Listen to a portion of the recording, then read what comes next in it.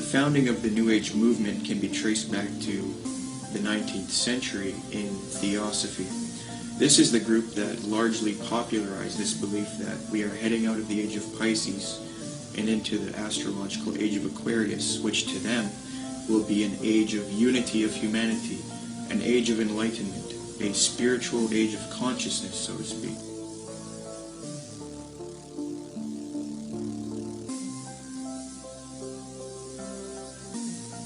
Very clear, yes. There's going to be a one world, political, economic, religion, and this is what all the globalists, the elite, the high-level occultists, the high-level New World Order people, this is what they're wanting. This is what the Bible pretty much clearly predicts as well.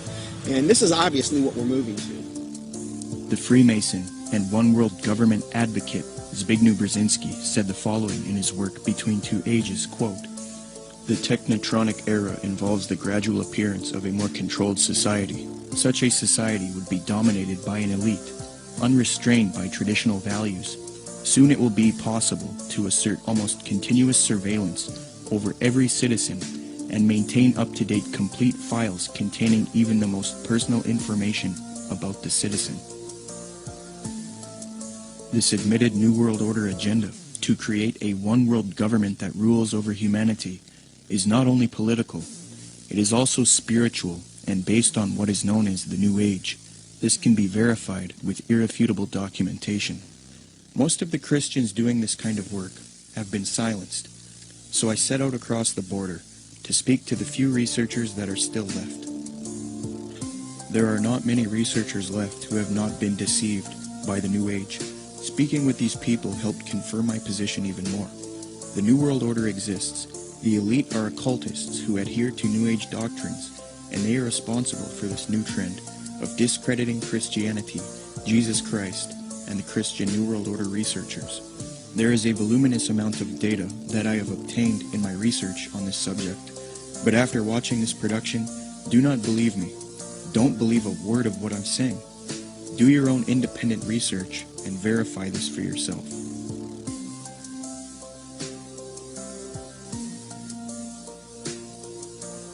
The very word secrecy is repugnant in a free and open society.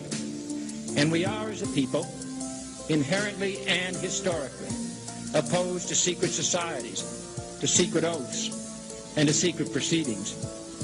For we are opposed around the world by a monolithic and ruthless conspiracy. Here's the way they look at it. Here's their metaphor. Adam and Eve were held prisoner in the Garden of Eden by an unjust, cruel, and vindictive God.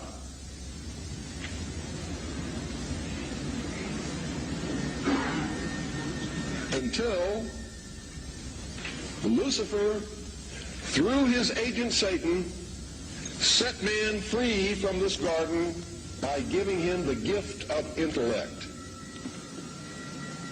Through the use of intellect, man will conquer the earth, will conquer nature, and will himself become God. It's taught in every Masonic temple in this land. Every secret brotherhood, every secret society, every mystical temple, every occult organization teaches the Luciferian philosophy.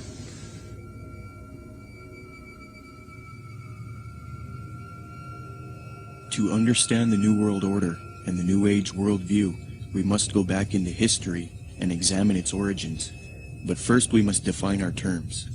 By New Age, I am speaking about a worldview that has many facets and components, such as astrological and zodiacal beliefs in the New Age concept, channeling higher powers to achieve knowledge, meditation, the belief that all is one or forms of monism, the belief that we can attain godhood, esotericism, or in other words, reinterpreting ancient texts to find hidden meanings and unify all religious belief into one.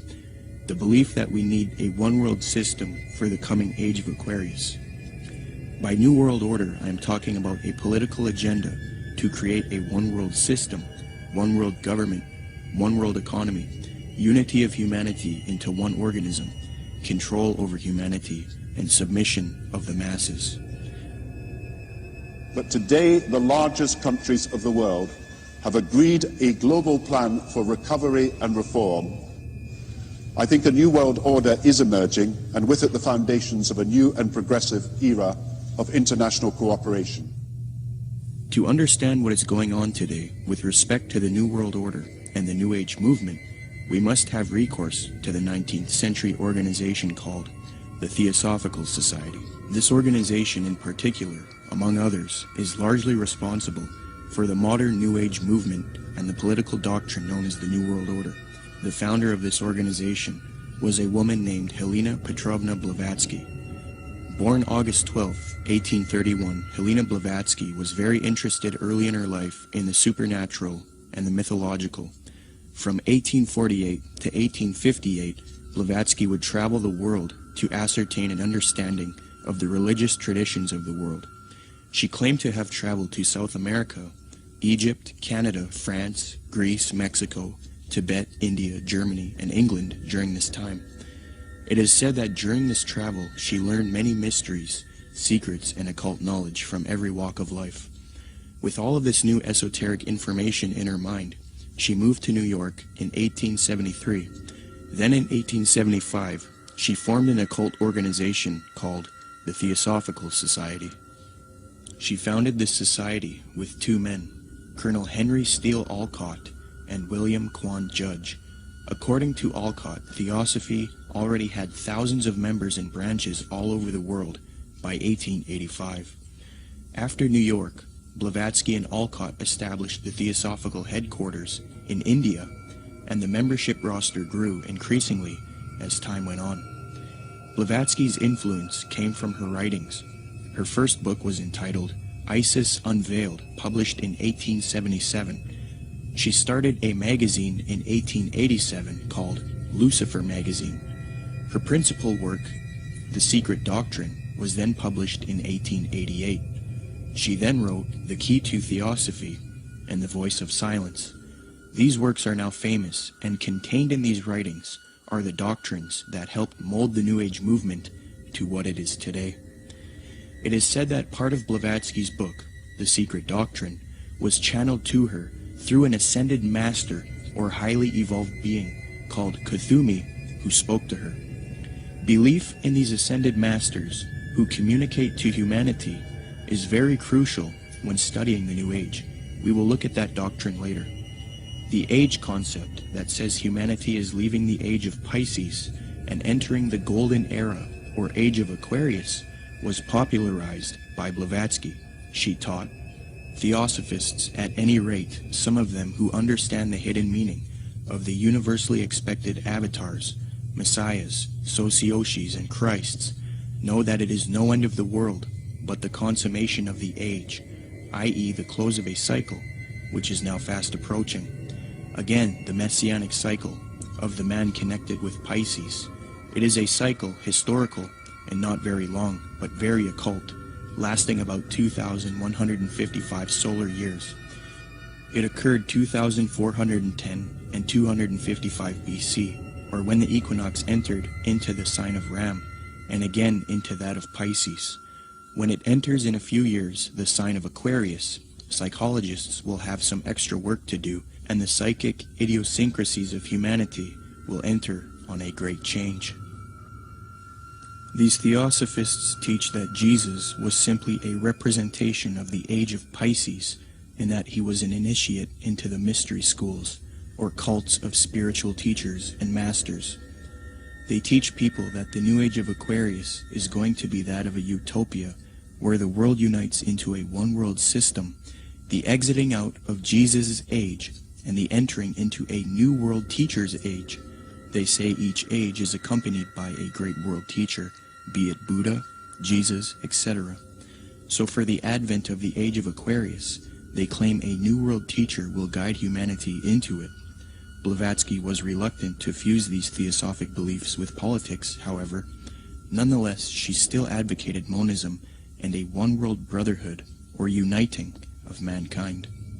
In Blavatsky's book, The Key to Theosophy, she lists three main goals of theosophy: universal brotherhood of humanity without distinction of race, color, or creed; to promote the study of the world's religions and to investigate the hidden mysteries of nature.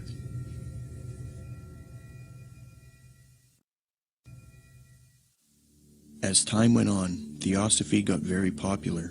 Many prominent figures would join the Theosophical Society from all over the world, and many popular doctrines of today's New Age movement would be molded and shaped by them.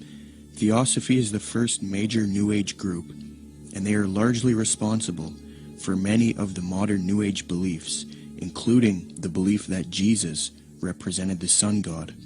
After studying the occult and the esoteric in depth, I have come to the conclusion that the Zeitgeist movement and the Zeitgeist films are based on Theosophy, Freemasonry, and the New Age.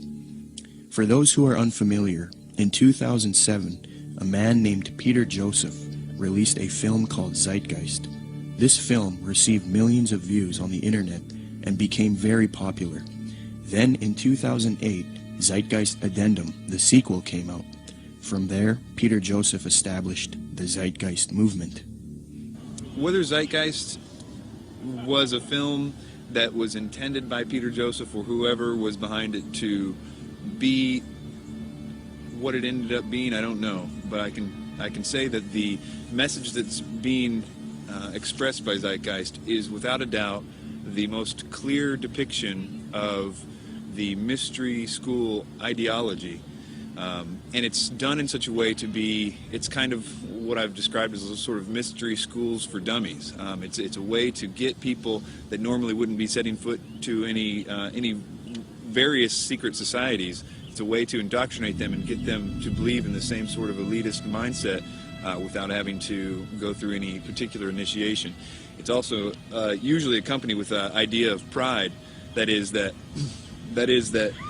the people believe that what they believe is only for a select few, and that sort of has this way of sticking with them, and that nobody believes what I believe, and so it's sort of this elitist mindset that comes with that as well. The first Zeitgeist film was divided into 3 sections. The second section was about 9/11 being an inside job. The third section was about the corruption of the Federal Reserve. I have no real issue with the last 2 sections, but since the release of the first Zeitgeist film, Peter Joseph, the creator, has distanced himself from the 9/11 issue altogether.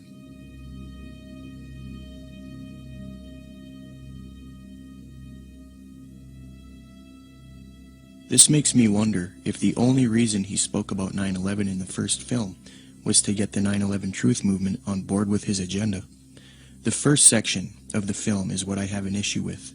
Contained in this section is the modern belief system of the New Age movement, the Theosophical Society, and Freemasonry. With the Zeitgeist, it's, Satan's good at what he does, bottom line. And the first one, what they do is they come right out, and in the first segment, I think like the first 38 minutes, they just go after Jesus Christ, his deity.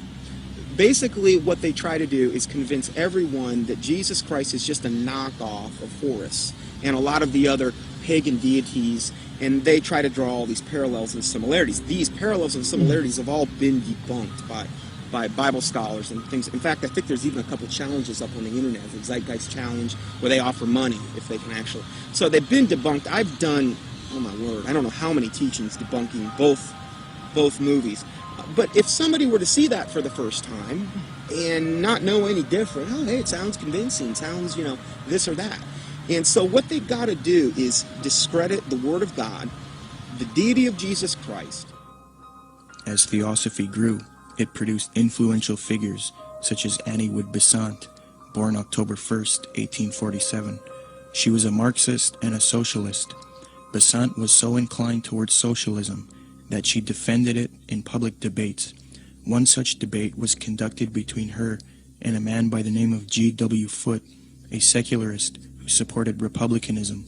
The debate was held at the Hall of Science on February 2nd, 9th, 16th, and 23rd, 1887, a 4-night debate series. The title of the debate was, "Is Socialism Sound?" Angelique Richardson and Chris Willis from the University of London Institute for English Studies, when commenting on Besant's worldview, note, quote, "The socialist feminist Annie Besant joined the Marxist-based Social Democrat Federation, SDF, in the 1880s. Annie Besant met the founder of Theosophy, Helena Blavatsky, in 1890, and she quickly read Blavatsky's material. Besant recorded her first acquaintance with Blavatsky. She wrote, quote, "I was standing with my hand in her firm grip and looking for the first time in this life straight into the eyes of HPB.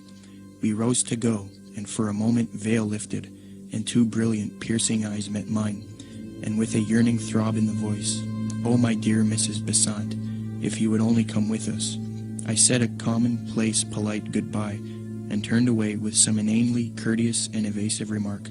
'Child,' she said to me long afterwards, 'your pride is terrible. You are as proud as Lucifer himself.'"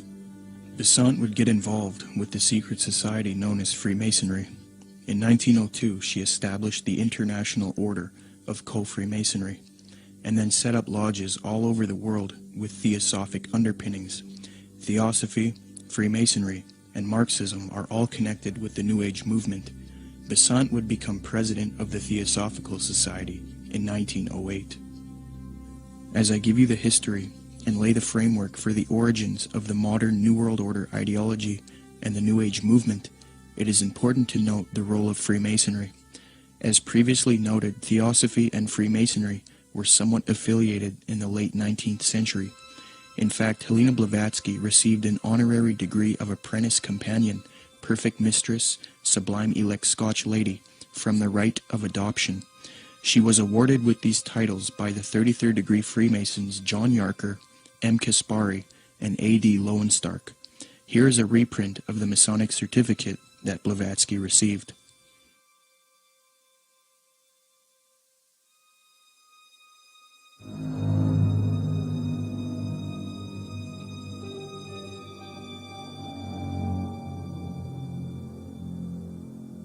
There are many different views on the origins of Freemasonry. I will present the one which I feel is the most evidenced and well documented. Modern speculative Freemasonry wasn't officially established until 1717 in London with the founding of the First Grand Lodge. Prior to that, there were Masonic lodges in the late 16th century. You first have operative Masonry involving those who would work with stone and who were part of a stone guild that built cathedrals and buildings in the Middle Ages.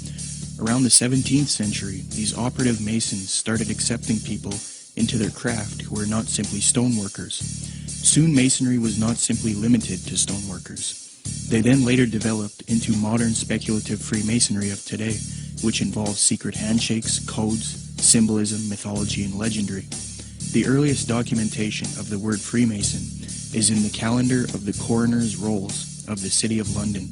This is dated 1378 AD, edited by Reginald Sharp and published in 1913.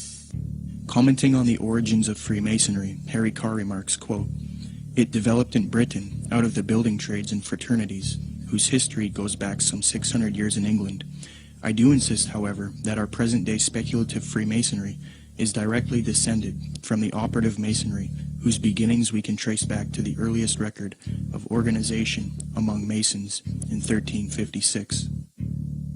As far back as 1917, as modern Masonry was already 200 years old, people were recognizing the connection Freemasonry and Theosophy had. In the 1917 work Heresies Exposed, W. Host remarks, quote, "Freemasonry viewed doctrinally is Theosophy." With respect to the previously mentioned Zeitgeist films and the Zeitgeist movement, I will demonstrate that after a thorough study into these teachings of Theosophy and Freemasonry, it becomes quite clear that this film and movement, which has captivated so many truth seekers, is nothing more than the externalization of Theosophy, Freemasonry, and the New Age to the public. This is important because if it turns out that Zeitgeist is leading people into Theosophical and Freemasonic ideologies, it means that rather than standing against the New World Order One World Government agenda, like the anti-New World Order movement is supposed to be doing, truth seekers are actually associating themselves with ideologies and organizations that are connected to the New World Order, which I will also demonstrate. I will now qualify this hypothesis since I have laid the foundation for Theosophy and Freemasonry. Theosophists and Freemasons, as part of their esoteric doctrine, taught that Jesus was the sun god, the sun in the sky, and that he was based on the age of Pisces within the zodiac. The Marxist Theosophist Annie Besant taught her students, quote, "Then the sun retrograded into Pisces at the time of the birth of Jesus Christ, the Pisces influence being shown by cures performed by stepping into pools of water, Christ choosing his first apostles from fishermen," unquote. Similarly, the founder of Theosophy, Helena Blavatsky, taught, quote, "Ichthus, a fish. Some of his early disciples were fishermen. Pisces, a conventional shape for the fish," unquote. The notorious Freemason Manly Palmer Hall taught, quote, "During the age of Pisces, the fish was the symbol of divinity, and the sun god fed the multitude with 2 small fishes." In another context, Blavatsky reinforces Theosophy's belief about Jesus, quote, "For the salvation of the world, this was the sun, shorn of his golden rays, and crowned with blackened ones, symbolizing this loss as the thorns. Jesus and even Apollonius of Tyana were but epitomizers of the history of the sun." These doctrines are very sacred to Theosophists and Freemasons. The first section of the first film, Zeitgeist, externalizes these same Theosophic and Freemasonic beliefs, fringe views that historians and scholars dismiss. Zeitgeist repeats, quote, "Jesus is the Son of God. Now Jesus is the figure who ushers in the age following Aries, the age of Pisces," unquote.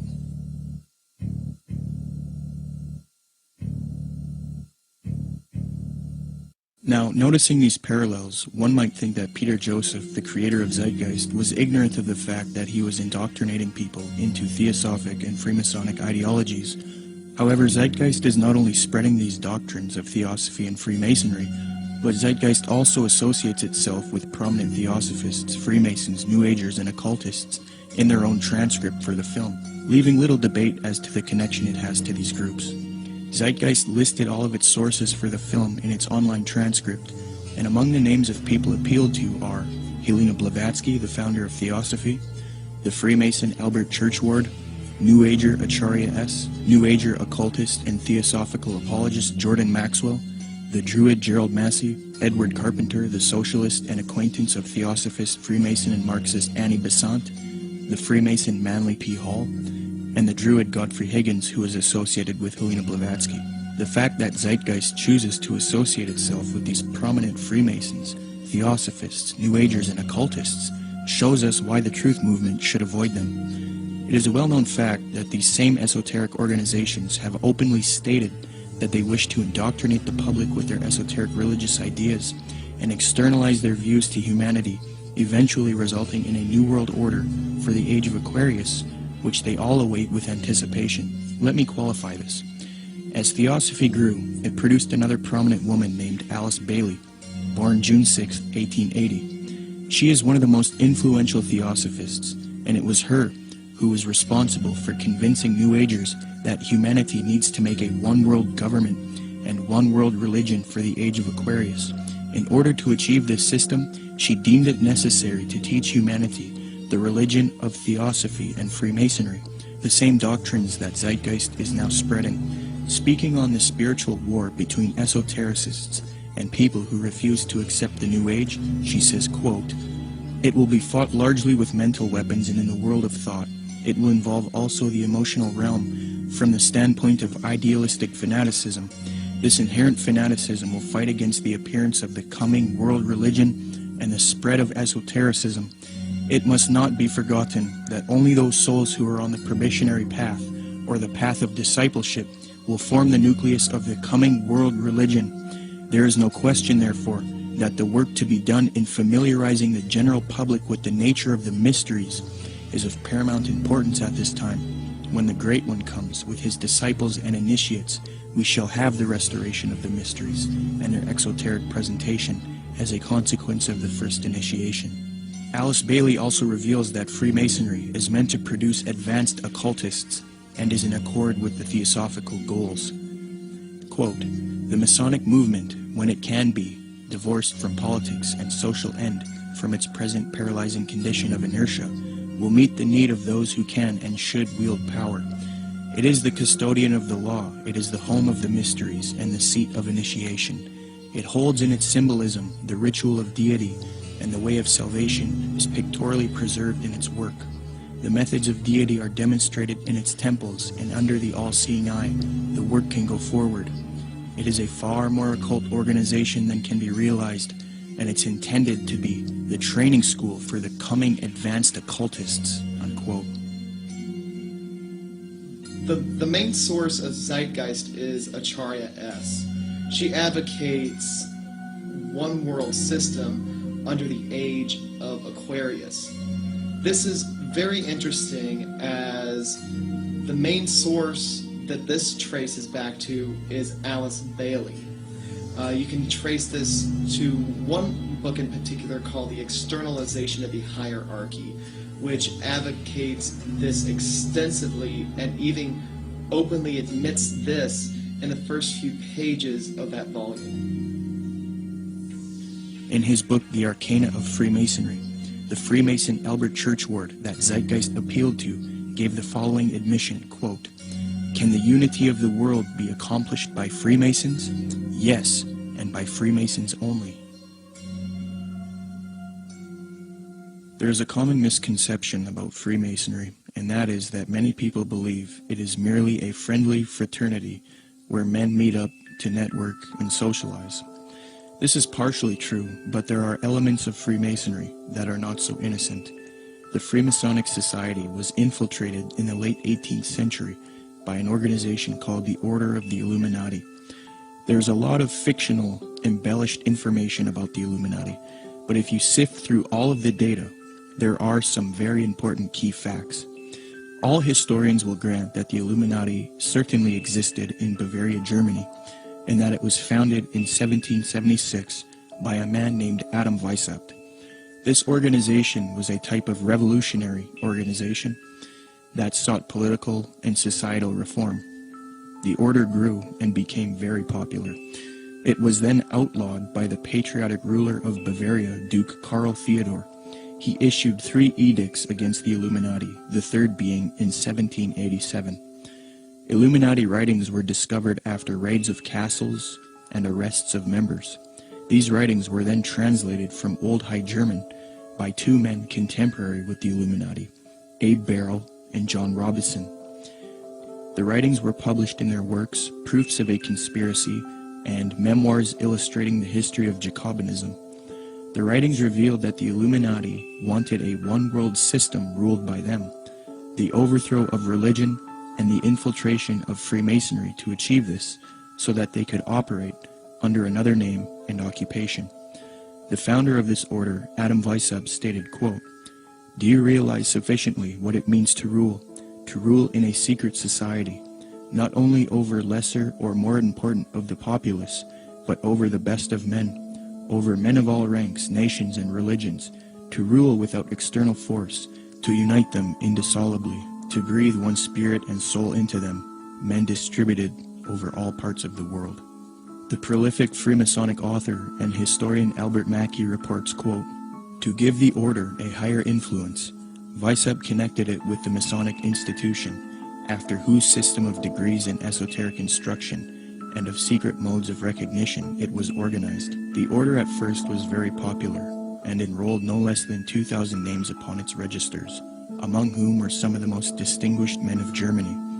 It extended rapidly into other countries, and its lodges were to be found in France, Belgium, Holland, Denmark, Sweden, Poland, Hungary, and Italy. The original design of Illuminism was undoubtedly the elevation of the human race, but it cannot be denied that in the process of time, abuses had crept into the institution, and that by the influence of unworthy men, the system became corrupted. So fused with Freemasonry in the 18th century was the doctrine of elitism and globalization, the overthrow of religion, namely Christianity. The question is, did the Illuminati cease to exist after it was outlawed in Bavaria, or did it live on? According to historians like Mackey and others, the Illuminati infiltrated Masonic lodges all over Europe before it was persecuted by the Bavarian government. So with that in mind, How could the Bavarian government stop this order if it was already all over Europe? The answer is they couldn't have. The Illuminati was too big, and thus it continued under Freemasonry. The French historian Henry Martin reports, quote, Vicept proposed as the end of Illuminism the abolition of property, social authority, nationality, and the return of the human race to the happy state in which it formed only a single family, without artificial needs, without useless sciences, every father being priest and magistrate. President George Washington himself was convinced that the Illuminati existed after 1785, when it was outlawed in Bavaria. He corresponded with the Reverend named G.W. Snyder, voicing his concerns about the Illuminati. This was written 13 years after the Illuminati was outlawed in Bavaria. George Washington states, quote, I have heard much of the nefarious and dangerous plans and doctrines of the Illuminati. It was not my intention to doubt that the doctrines of the Illuminati and the principles of Jacobinism had not spread in the United States. On the contrary, no one is more truly satisfied of this fact than I am. The idea that I meant to convey was that I did not believe that the lodges of Freemasons in this country had, as societies, endeavored to propagate the diabolical tenets of the first or the pernicious principles of the latter, if they are susceptible of separation, that individuals of them may have done it, or that the founder or instrument employed to found the democratic societies in the United States may have had these objects and actually had the separation of people from their government in view, is too evident to be questioned. From President Washington, we learned that he believed the Illuminati was nefarious and dangerous. He had little doubt about the Illuminati spreading to America by 1798. He was truly satisfied, or in other words, convinced of this fact. He thought it was too early for whole Masonic lodges to be striving for Illuminati objectives, but he did believe individuals within American lodges were certainly doing so. He believed the founder or instrument used to found the democratic societies in the USA may have had Illuminati objectives in mind, and that they had the separation of the people from their government in view. According to Washington, these things are too evident to be questioned. That same year, the president of Yale University, Timothy Dwight IV, spoke out against the Illuminati. Quote, the great and good ends proposed by the Illuminati as the ultimate objects of their union are the overthrow of religion, government, and human society, civil and domestic.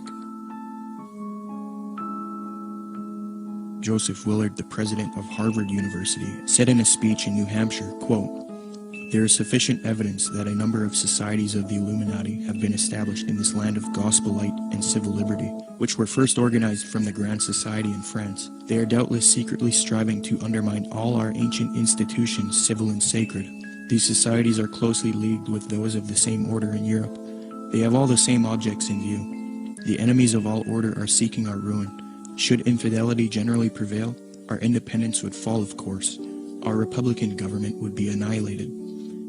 Speaking on this new Freemasonry that was infiltrated by Illuminati elitist doctrines, John Quincy Adams, the 6th President of the United States, remarked, quote, I do conscientiously and sincerely believe that the order of Freemasonry, if not the greatest, is one of the greatest moral and political evils. Because this Illuminati doctrine of globalization and societal reform was fused into Freemasonry, later prominent Masons started voicing their anticipation of a new world order, one world system.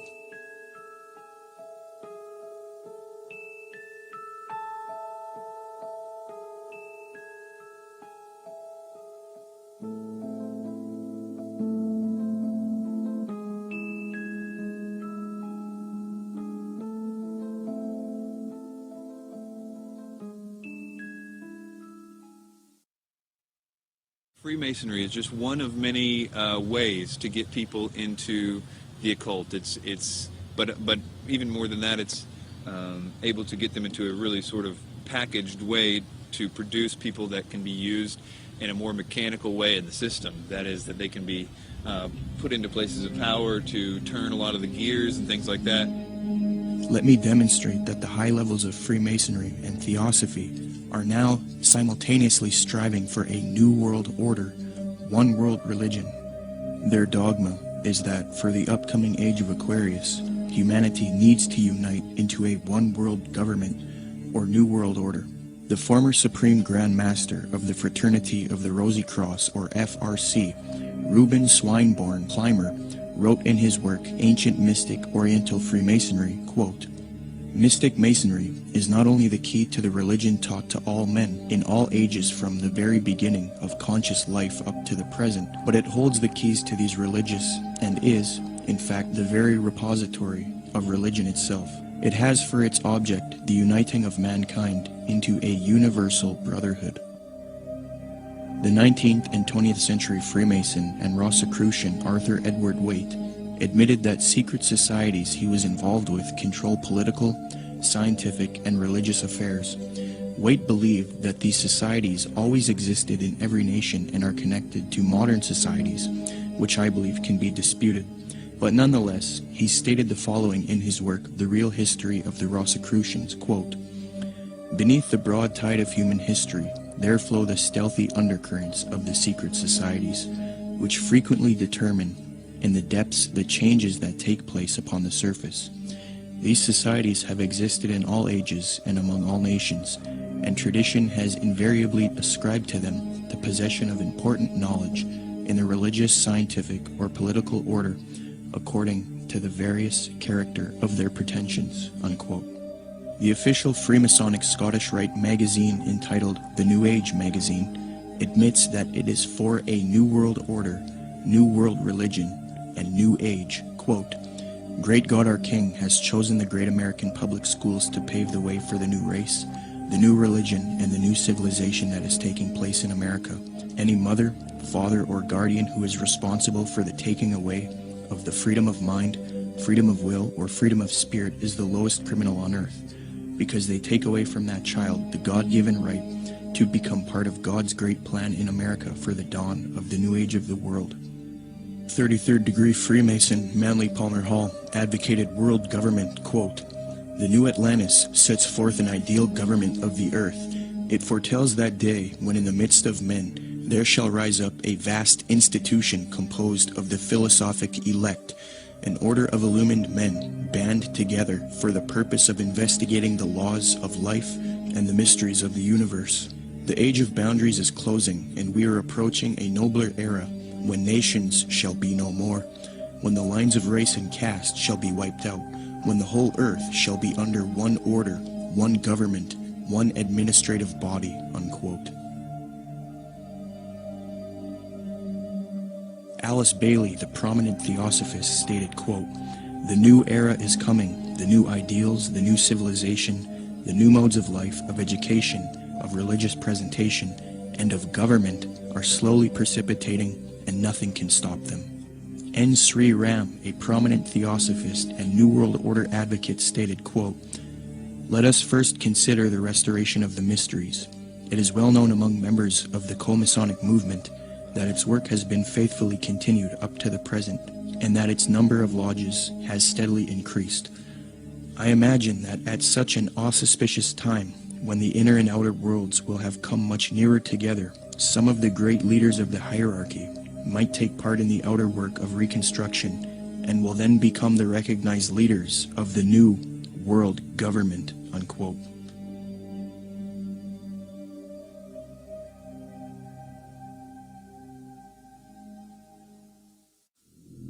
Now, this was written by Manly P. Hall.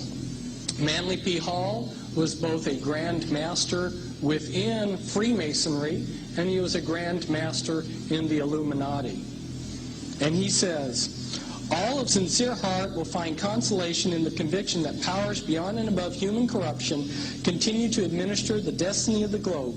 It would be a mistake to confuse the governing bodies with the various sects which pretend to authority but give no indication or proof that they can manage efficiently even their own affairs."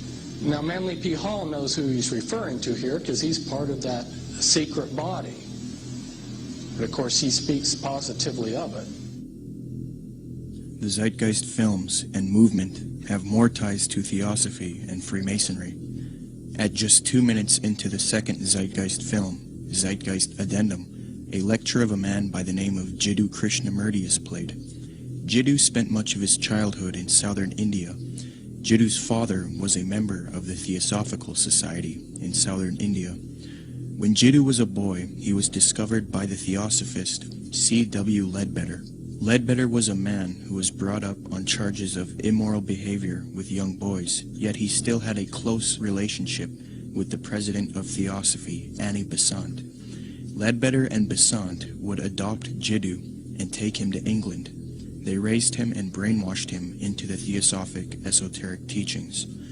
They were convinced that he was their return of the Christ and that he would lead humanity into the age of Aquarius as the world teacher for the new age. Jiddu thought he was the Christ for many years due to being brainwashed, and he would give lectures speaking with authority on esoteric and occult matters. However, Jiddu became reluctant, and after many years decided not to be the Christ of Theosophy. He was a false Christ, and he later departed from Theosophy. He did retain connection with Theosophists, and devoted the later part of his life to giving lectures on New Age spirituality. He authored many books on the subject as well. The fact that Zeitgeist would include this man in their film, knowing his deep connection with Theosophy, should demonstrate to everyone the New Age esoteric nature of the Zeitgeist films and movement. One of the main claims of Zeitgeist is that the gospel story of Jesus is derived from the stories of previous pagan gods. They attempt to draw parallels between Jesus and these other gods to try to show that the story of Jesus is just a copycat story. Subsequently, these claims have all been debunked by scholars and historians. Zeitgeist appealed to Acharya S. for this theory. These claims can be found in her book, The Christ Conspiracy. Interestingly, it was the founder of Theosophy, Helena Blavatsky, and the Marxist theosophist Annie Besant who popularized these types of arguments and inserted them into the New Age movement. The emphasis is removing uniqueness from Jesus Christ and Christianity, because to the New Ager, humanity is leaving Jesus' age of Pisces, which they believe is now evil. According to them, many people are still stuck believing in Christianity, holding the world back from their new spirituality. So what better way to fix this problem than to discredit the avatar of the previous Piscean age, Jesus Christ? They will even go as far as to say Jesus never existed in order to lead people away from Christianity. Thus the masses are now on board with the new Aquarian world order. Even modern New Agers around today will utilize this deception. New Age spokesman and disciple of Alice Bailey in Theosophy, Benjamin Krem, states, quote, "The 5 major initiations which take one to liberation have their symbolic enactment in the life of Jesus. That is what the gospel story is really about. It is a very ancient story and has been presented to mankind again and again in different forms long before the time of Jesus," unquote. When one compares Acharya S.'s book, The Christ Conspiracy, to Helena Blavatsky's book, Isis Unveiled Volume 2, it becomes quite clear where Acharya got much of her material. For extensive rebuttals to this copycat thesis, see the following books, videos, and articles. The 3 things that Zeitgeist adopts from Theosophy and Freemasonry with respect to theology are 1. The belief that the story of Jesus was copied from other religions. 2. That Jesus is a representation of the sun. And 3.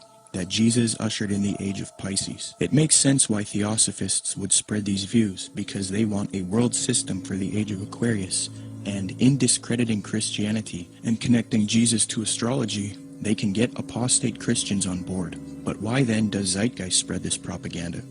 Interestingly, the creator of Zeitgeist, Peter Joseph, has wanted a world system or utopia paradise on earth since the release of the first Zeitgeist film.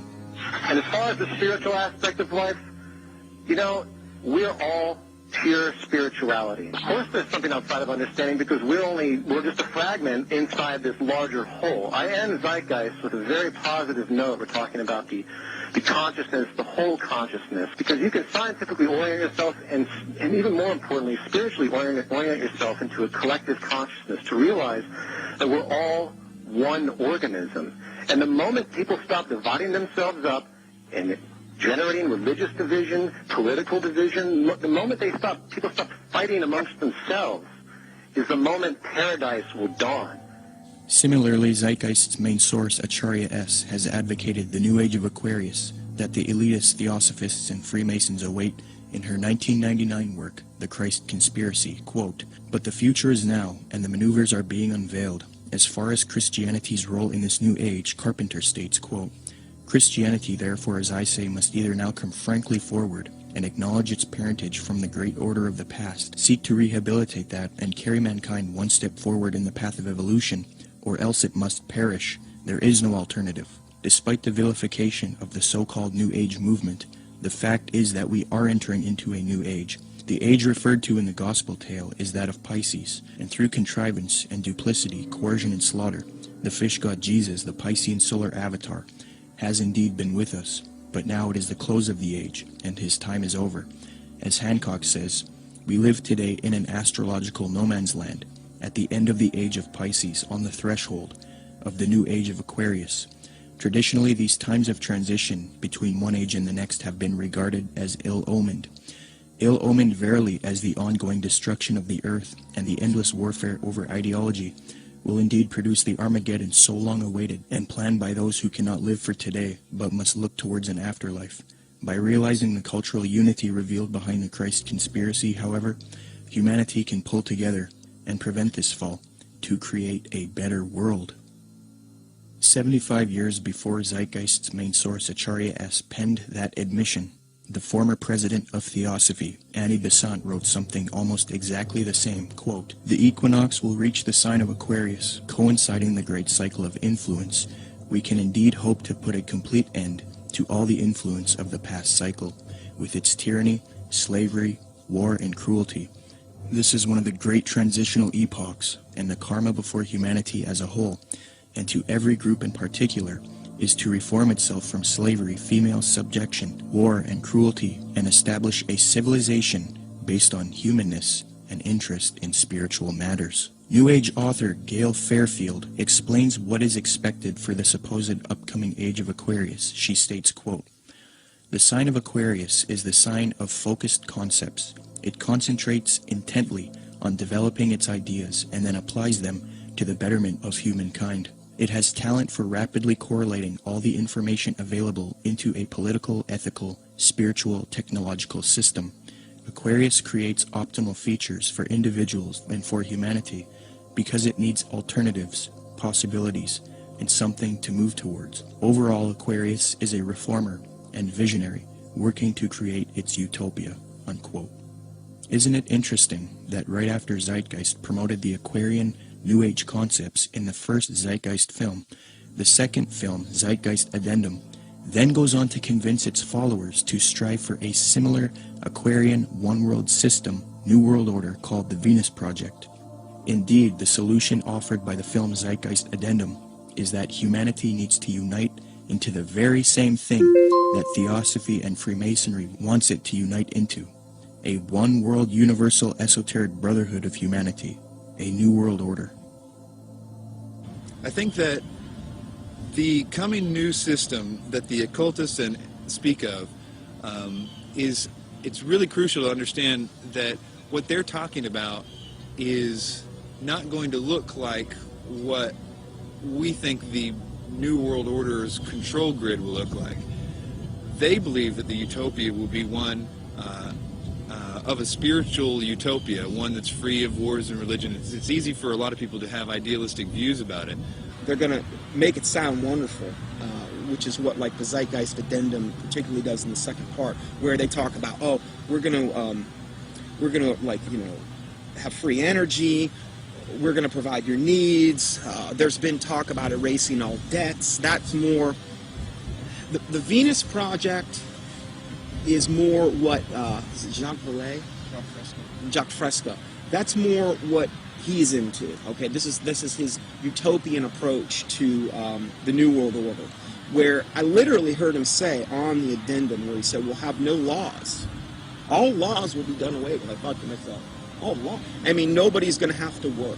It's just going to sound like wonderful." I mean, he's talking about how are people going to make movies. Well, you won't have to, and you can do whatever you want. And if you make a painting, you can give it to somebody. I mean, this utopian world, but it's going to come at an extremely high price regarding the mark of the beast. It's not going to be what they're cracking it up to be, and most likely, it's only going to come with massive depopulation, and they're going to probably try to pull that off a number of different ways. But you have the Zeitgeist this utopian approach, and then you also have the way the Ascended Master, some of the Ascended Masters say, will be done through a project called Nasera, which, you know, is very similar in what the Zeitgeist Addenda talks about. It's just kind of a different flavor of it all.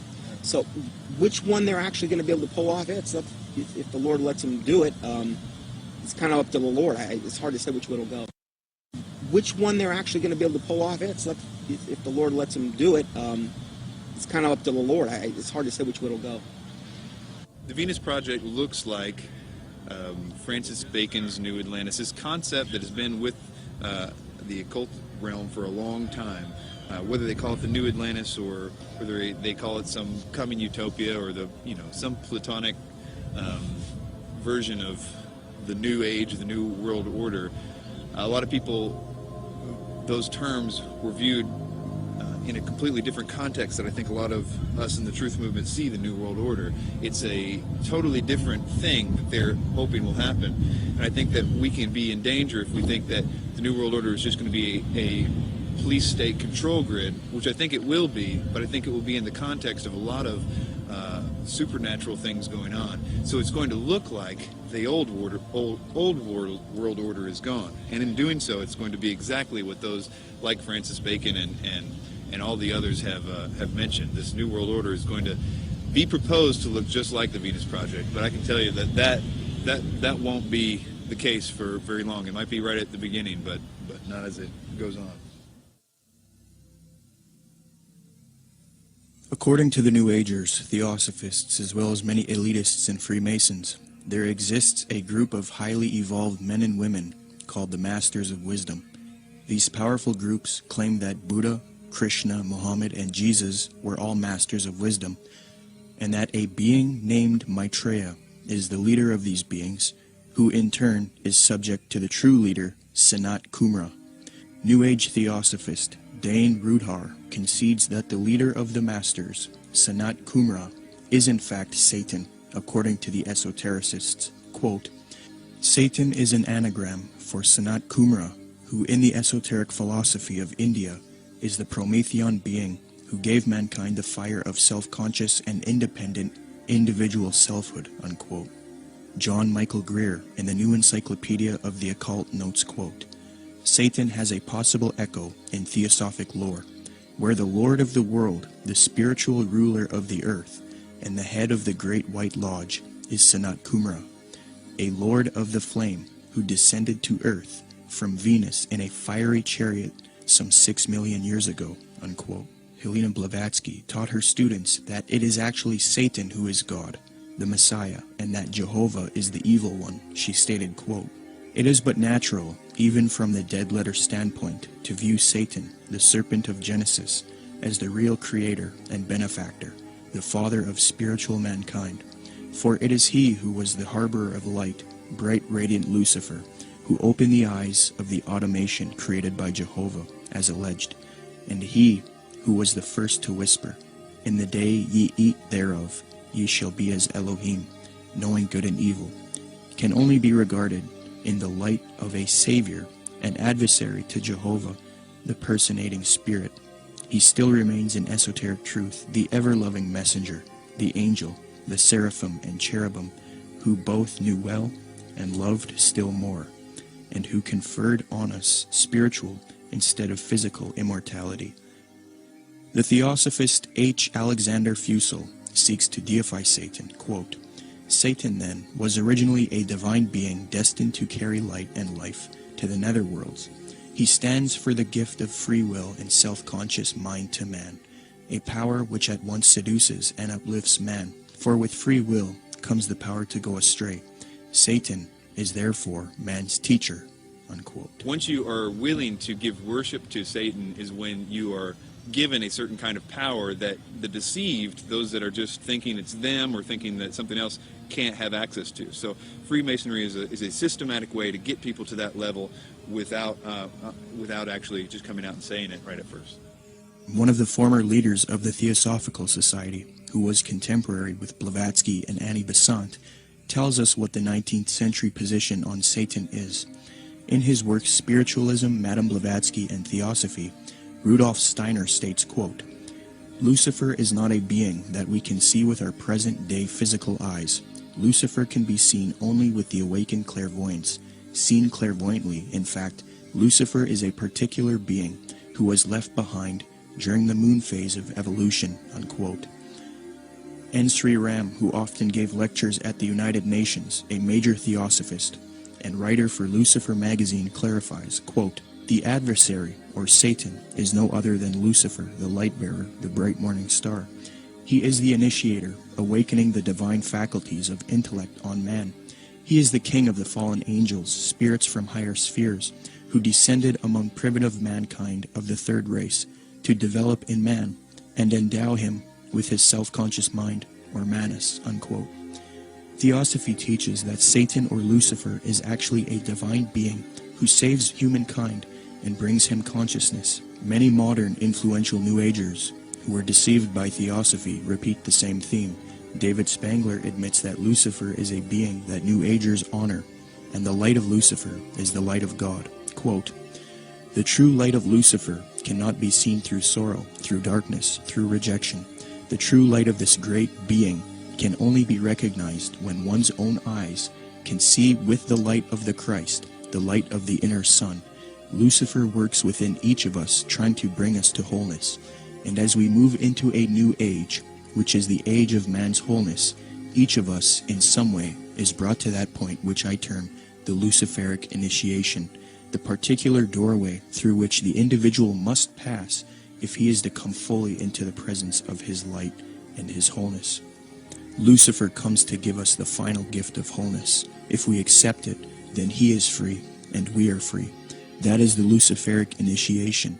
It is one that many people now, and in the days ahead, will be facing, for it is an initiation into the new age. It is an initiation of leaving the past and moving into the new, shedding our guilts and fears, our anxieties, our needs, our temptations, and becoming whole and at peace, because we have recognized our inner light and the light that enfolds us, the light of God," unquote. So indeed the Luciferian doctrine is fused into the New Age movement due to Theosophy.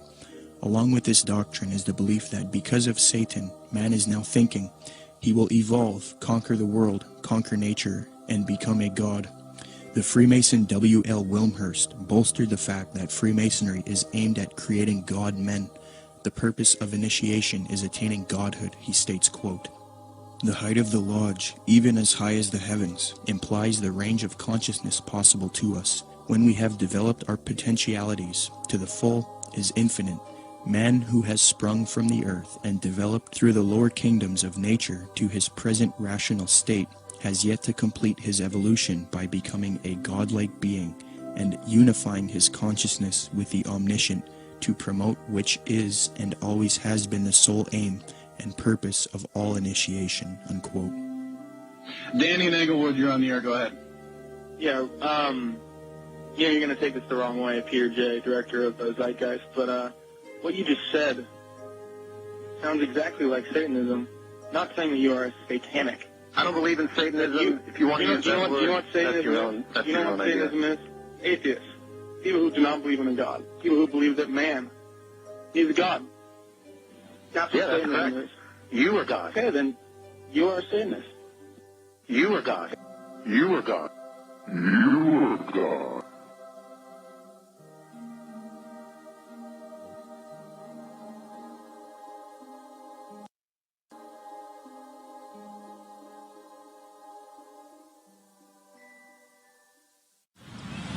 Okay, can you tell us about Benjamin Creme, Maitreya and the Ascended Masters?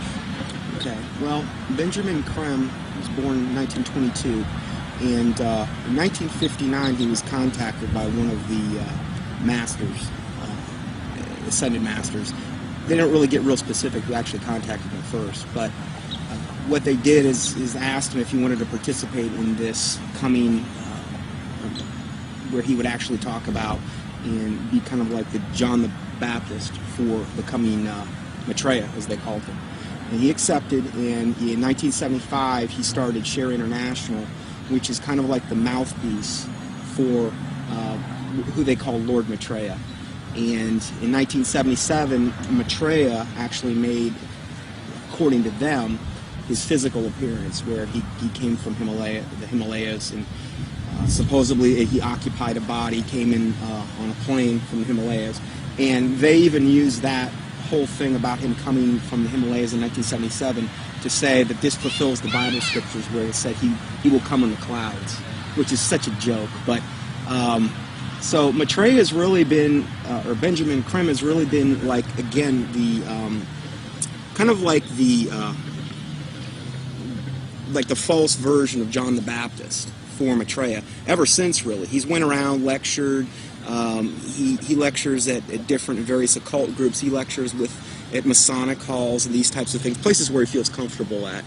And he's been trying to herald in Maitreya for a long time. They've made many predictions where, they said, okay, he's most likely going to appear within this time frame, and most of the time they've just got everything wrong. So they'll say, well, he could appear any moment, but we don't really know when.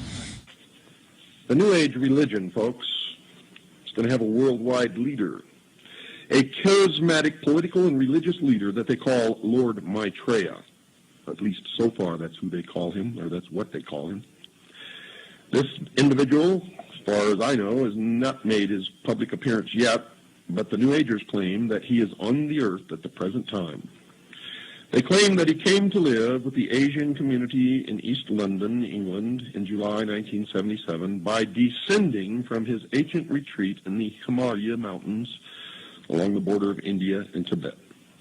They further believe that his imminent emergence into full public view is assured. They also claim that this individual is the one that the Christians call Christ, the Jews call the Messiah, the Buddhists call the fifth Buddha, the Hindus call Krishna, and the Muslims call the Imam Mahdi. In other words, all of the major religions of the world are awaiting the arrival of this one individual. And they say that he is on the earth now, patiently waiting for the appointed time to reveal his existence to the peoples of the world. They say that he will apparently assume the leadership of all of these religions, and when he does, he will create a one-world religion. The New Agers have written that in the esoteric tradition, previously defined as being intended for or understood by only a chosen few as an inner group of disciples or initiates, in other words, the esoteric means hidden. They claim that the word Christ is not the name of an individual, but the name of an office or function within the spiritual hierarchy of masters. They claim that the masters are a group of perfected men who have guided human evolution from behind the scenes for centuries, and they believe that this Lord Maitreya is that Christ. Now, Manly P. Hall has written of this individual by identifying him as, quote, the way, the truth, and the life, which coming to every life redeems all who accept it, unquote. Since Jiddu Krishnamurti, featured in Zeitgeist Addendum, failed as the world teacher responsible for ushering in the Age of Aquarius one-world system, Theosophists, Freemasons, and occultists have been waiting for their world teacher since then. Well, on January 9th, 1959, a student of Alice Bailey and Blavatsky, who was already familiar with the doctrine of the Ascended Masters, Benjamin Creme, would come into contact with powerful forces who would appoint him to introduce Maitreya, the world teacher, to humanity. Creme's first experience is as follows. On January 3rd, 1959, Creme became possessed by an energy, and a message from an outside force said to him, "Go to Blackfriars Bridge, south side, Blackheath side, on January 9th, 9:30 p.m. So on January 9th, 1959, Benjamin Creme followed these instructions and crossed Blackfriars Bridge in London, walking to the south side. There was no one about. It was deserted. There was a car waiting at the far end of the bridge. He walked beside the car and looked inside of it. There were some people in it who he did not know, but one of them was a man who told him he had been receiving messages from the Ascended Masters. From there, Creme started receiving messages again from this force, who he now believed were these Ascended Masters that Theosophy invented. This entity told Creme to pull out his tape recorder. It began giving Creme long dictations, which he repeated into the tape recorder. The entity said, "Now our master Maitreya himself has something important to tell you." Krem then claimed to be overshadowed by Maitreya, this leader of the Ascended Masters. In a sense, he was possessed by Maitreya. Krem claims that the experience was that of total identification with everything and everybody in the world, a kind of universal experience such as he had never felt. He was filled with a foreign tremendous energy. Krem claimed to have seen a vision of himself in the future, as well as Maitreya, the world teacher, who ushers in the age of Aquarius, one world system. Later he was instructed that he would help introduce Maitreya to the world. Since then, Krem started an organization called Share International. They have a website as well. It is aimed at promoting Maitreya and the teachings of Theosophy and the New Age.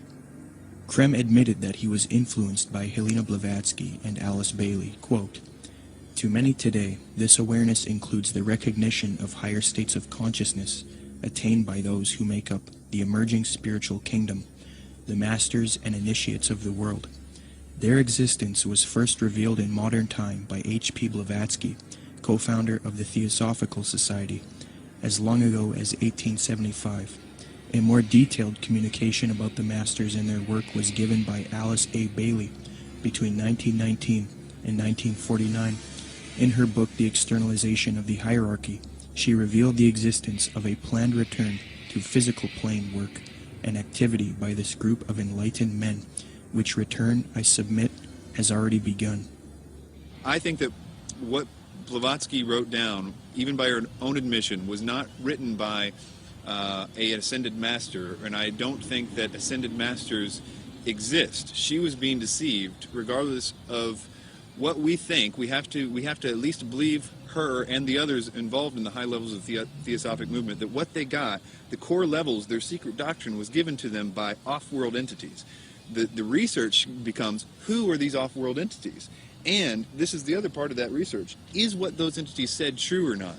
I understand that it's very poetic. It's very easy and seductive to believe, because when you read some of her stuff or some of the other stuff that's written directly from demonic entities, it's extremely seductive. We must understand that these beings are thousands of years older than us, and they're very smart. We're no match for them. The smartest of us are no match for the intellect of them, but their desire is to deceive us. So we are outmatched in this regard. So that's why it's seductive when we read it. The most current thing that they're doing right now has been since last December, this supposed star sign, which is really, again, they just try to knock off from the Bible as much as they possibly can. This is like a knockoff of the Star of Bethlehem in the Bible. And in that, they're saying that there's going to be these, what they call star-like luminaries in the sky. 4 of them that are in different quadrants of the earth. They're 5 times the size of a football field, according to them. And people are seeing these things, and they've got a whole, up on shareinternational.org, they've got a whole section devoted to this, where people are sending in pictures, there's stars, and what they are spaceships. That's what they're admitting to at this point. And more people are seeing them, but evidently this is going to be the thing that really, really heralds in Maitreya, up until they have the day of declaration when he makes his public emergence. And this is supposed to be on the major media? Yes. When he makes his big debut, what they've said is they've already secured an interview with a major U.S. TV network, and then one in Japan, I believe, as well. So during this time, he's going to, the day of declaration, supposedly he's going to basically telepathically communicate with masses and masses of people. They supposedly will hear them in their own language. They'll be able to comprehend him. Supposedly they'll feel this infinite love. And there will be many also supposed miraculous healings taking place around the world at the same time. And most likely, this day of declaration will come on the heels of some or multiple cataclysmic events, most likely the first thing being an economic meltdown, which is what he's predicted way back from the 90s. And what does Maitreya promise? What does he want to achieve? What are his goals? Well, if you look at the word Share International, which is the name of the site, if you read what he says, he wants the world resource sharing of the world. He doesn't want there to be any, supposedly, any inequalities of the world. You know, you look at what he says that he is. He says that he is the Christ that the Christians are expecting, the Messiah the Jews are expecting, the fifth Buddha the Buddhists are expecting, Krishna the Hindus are expecting, and Imam Mahdi that the Muslims. So he's kind of everything rolled up into one. He's like the total package. He's going to give and be able to unite and put all of the various and different religious systems, the major religious systems, all on the same page. And the Bible says that when the Antichrist comes, he's going to come with all lying power, signs, and wonders.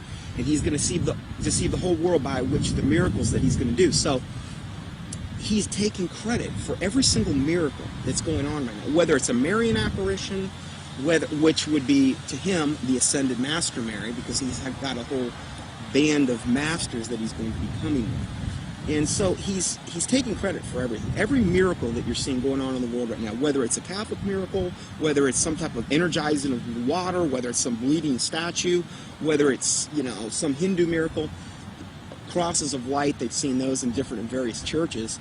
He's taking credit for all of that. And I think what we're going to see and what he says we're going to see, in fact, I just read this in their last report, Benjamin Kremitz said also with the UFO sightings, he says they're going to increase up until the time when he makes his emergence. And he's going to come on the scene. He's going to be able to explain all of this and try to put everybody on the same page.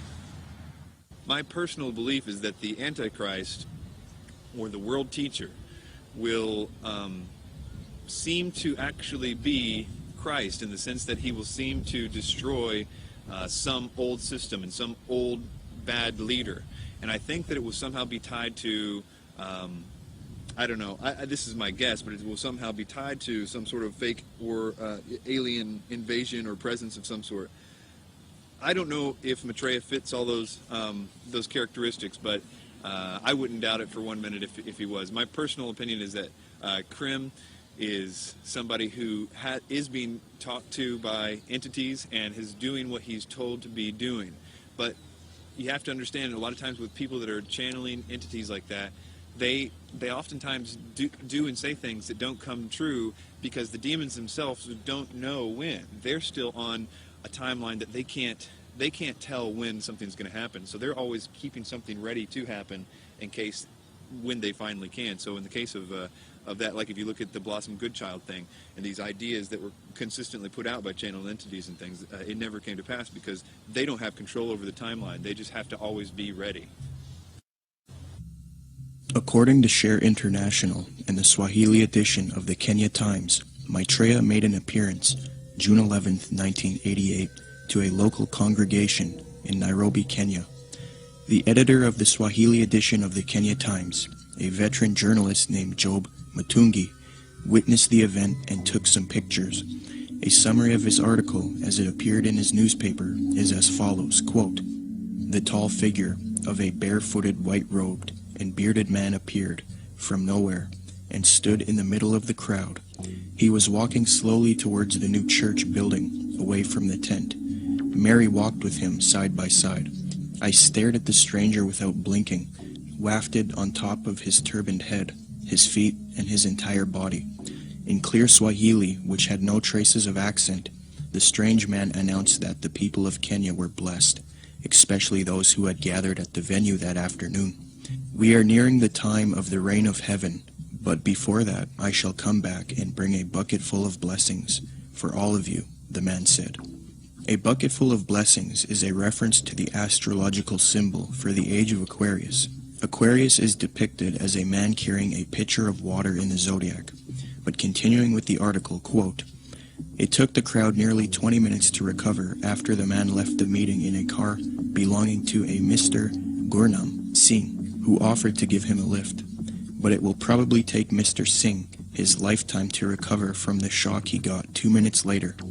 On reaching the bus terminus, the man informed Mr. Singh to stop the car. On getting out, he walked a few paces beside the road and simply vanished into thin air." New Age expert and attorney Constance Cumby, author of The Hidden Dangers of the Rainbow, had stumbled onto this Maitreya figure in her research in the 80s. Her book, published in 1983, was the first book to give a full expose on Maitreya and Benjamin Creme. On page 21, she notes a Denver Post interview conducted by Jack Kissling speaking to Benjamin Creme, quote, "Won't the advent of a single world religion annoy the hierarchies of all the current Orthodox religions?" I asked. "More than that," he said with a smile. "They will be shocked. I dare say they will be among the last to accept the Christ." But according to Kissling, Creme said confidently, "It will come because it must. We will begin to live," he said, "as potential gods," unquote. Constance Cumby also notes that Creme is a Luciferian by citing a WLAC radio interview, quote, "In a November 9, 1982 radio interview over WLAC, Nashville, Benjamin Creme told the entire Bible Belt that Lucifer came to planet Earth from planet Venus 18.5 million years ago and made the supreme sacrifice for us," unquote. Constance Cumby had direct contact with Benjamin Creme face-to-face in Detroit, Michigan. I had the opportunity to meet this brave woman, and she showed me the place in which she had attended a lecture by Benjamin Creme.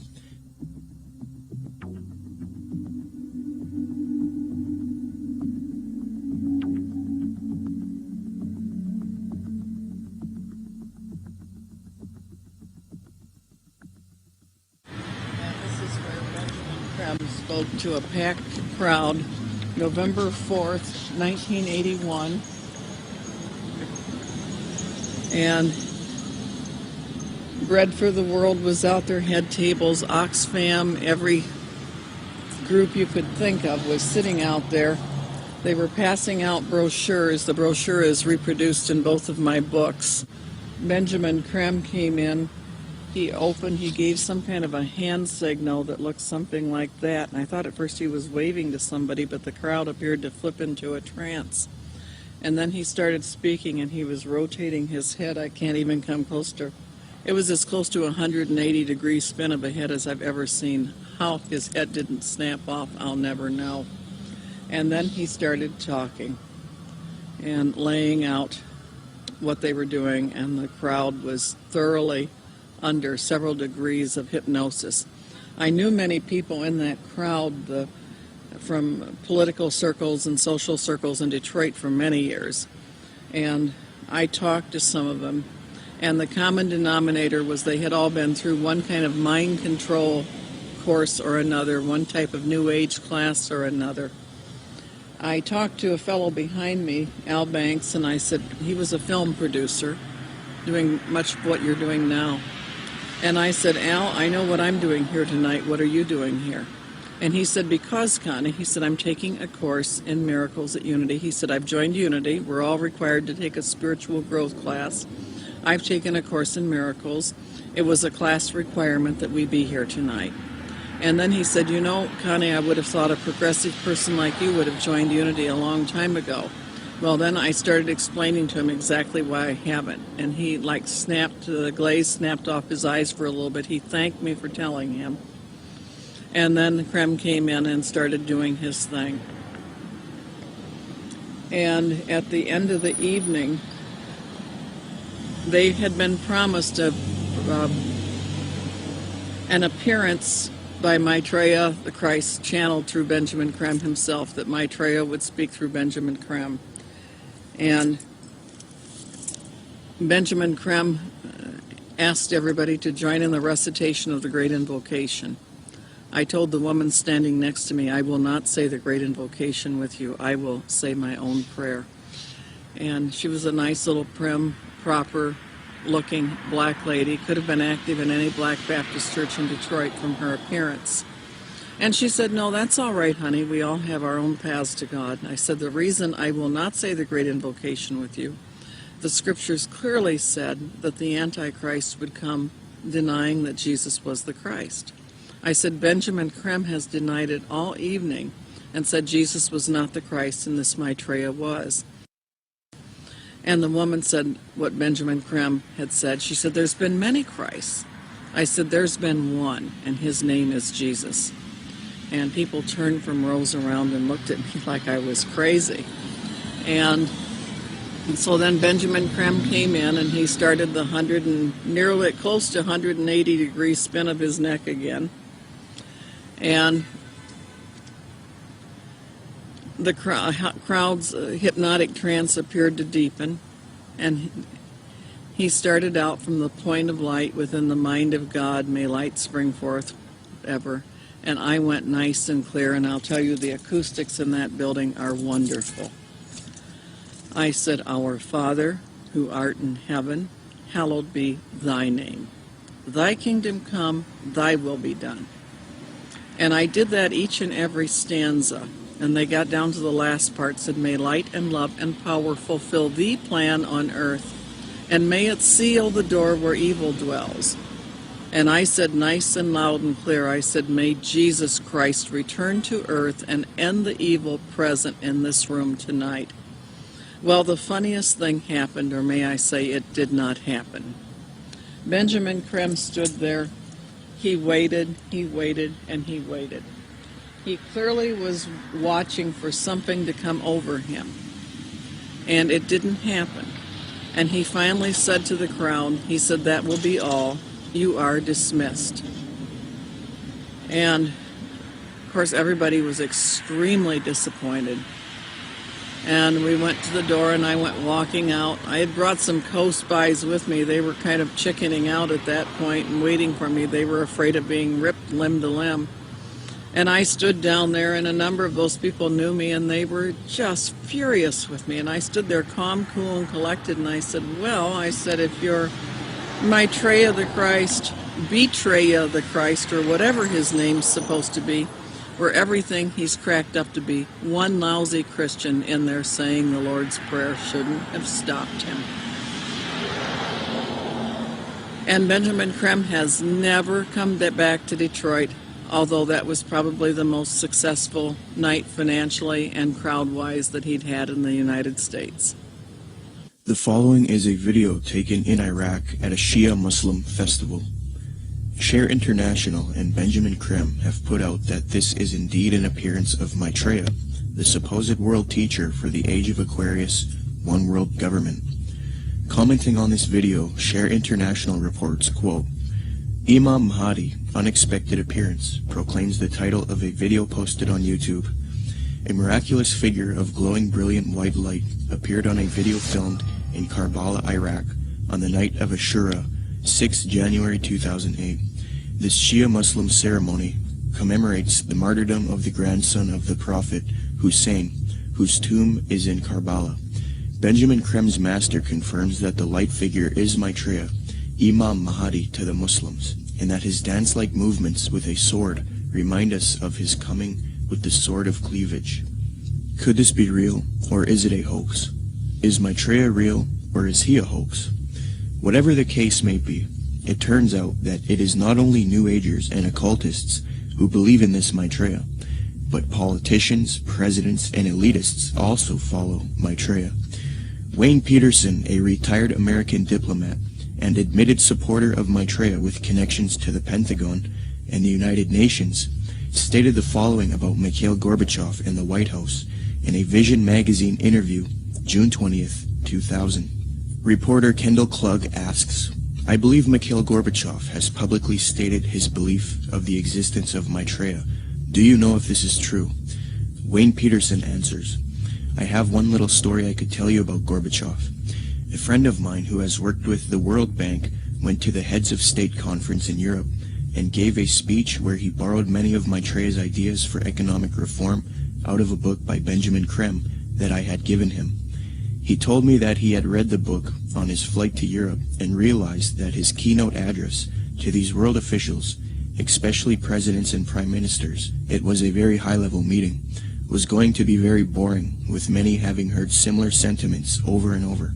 So he thought he would throw in some of Maitreya's ideas into the speech. The country he was in had a reigning monarch who invited him to lunch the next day.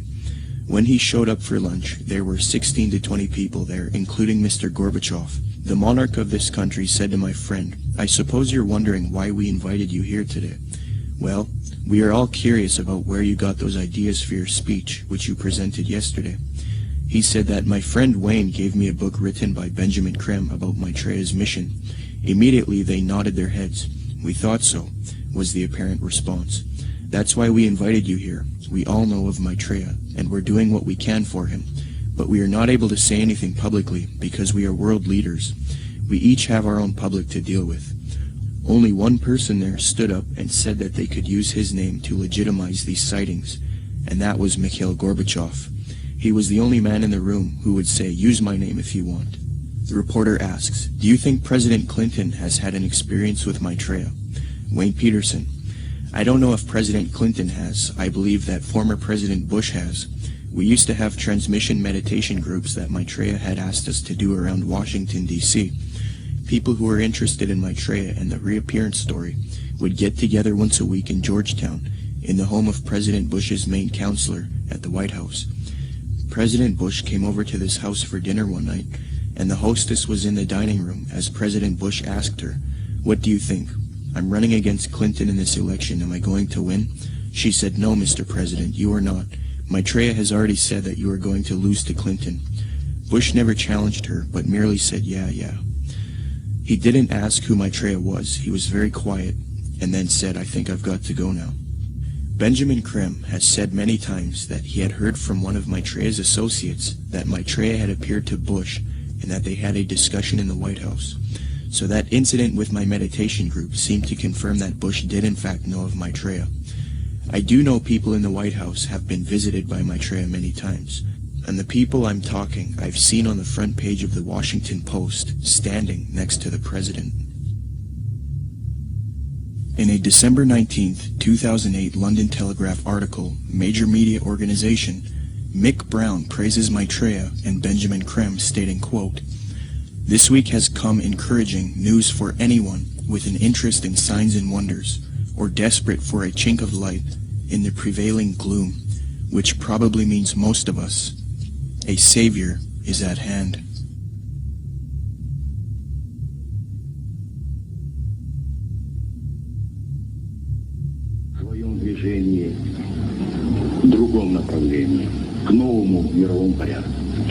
I think even that does not describe why the world has changed so much and why the world has turned so much toward a new world order and a new kind of civilization.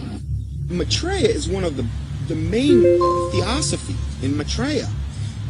The whole UN movement, the whole Lucius Trust movement, world goodwill, they're going out of their way to try to discredit it and say, well, you know, Jesus, all he really was a disciple of Maitreya. He's still a disciple of Maitreya. Maitreya's over him, and Jesus, they believe what happened is Jesus heralded in the age of Pisces. Now what we're going to be doing is now we need to herald in the age of Aquarius. This is where the New World Order comes in, and this is what Maitreya is going to bring. So we're going to de-emphasize Jesus, and we're going to move over to Maitreya. Jesus is just a disciple of Maitreya anyway, according to them.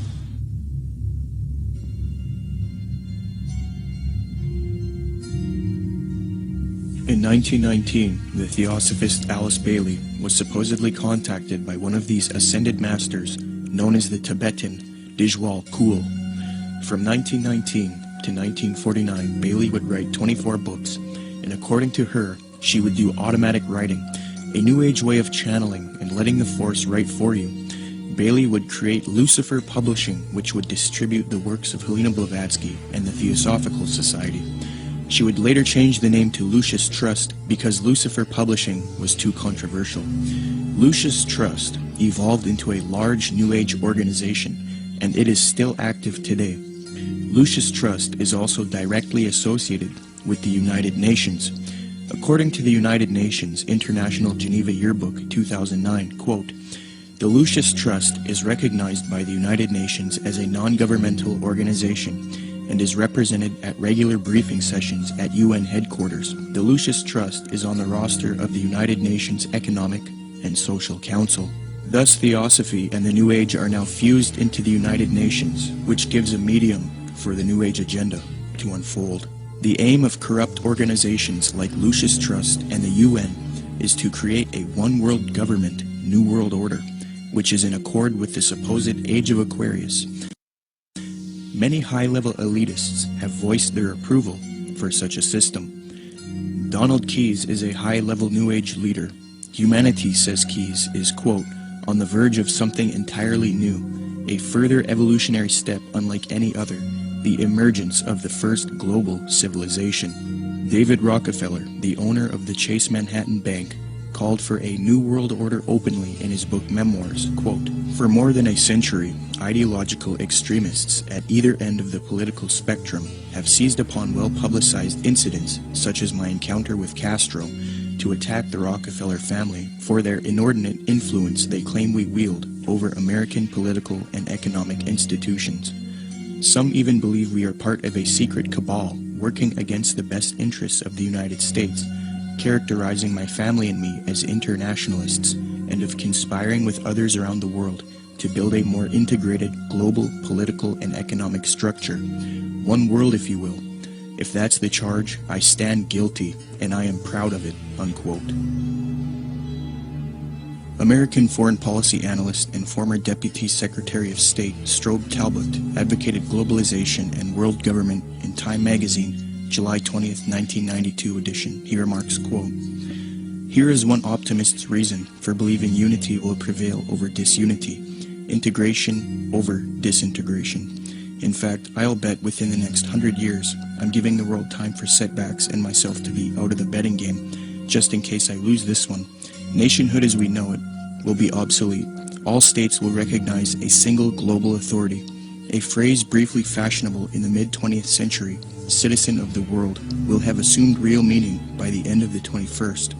All countries are basically social arrangements, accommodations to changing circumstances, no matter how permanent and even sacred they may seem at any one time.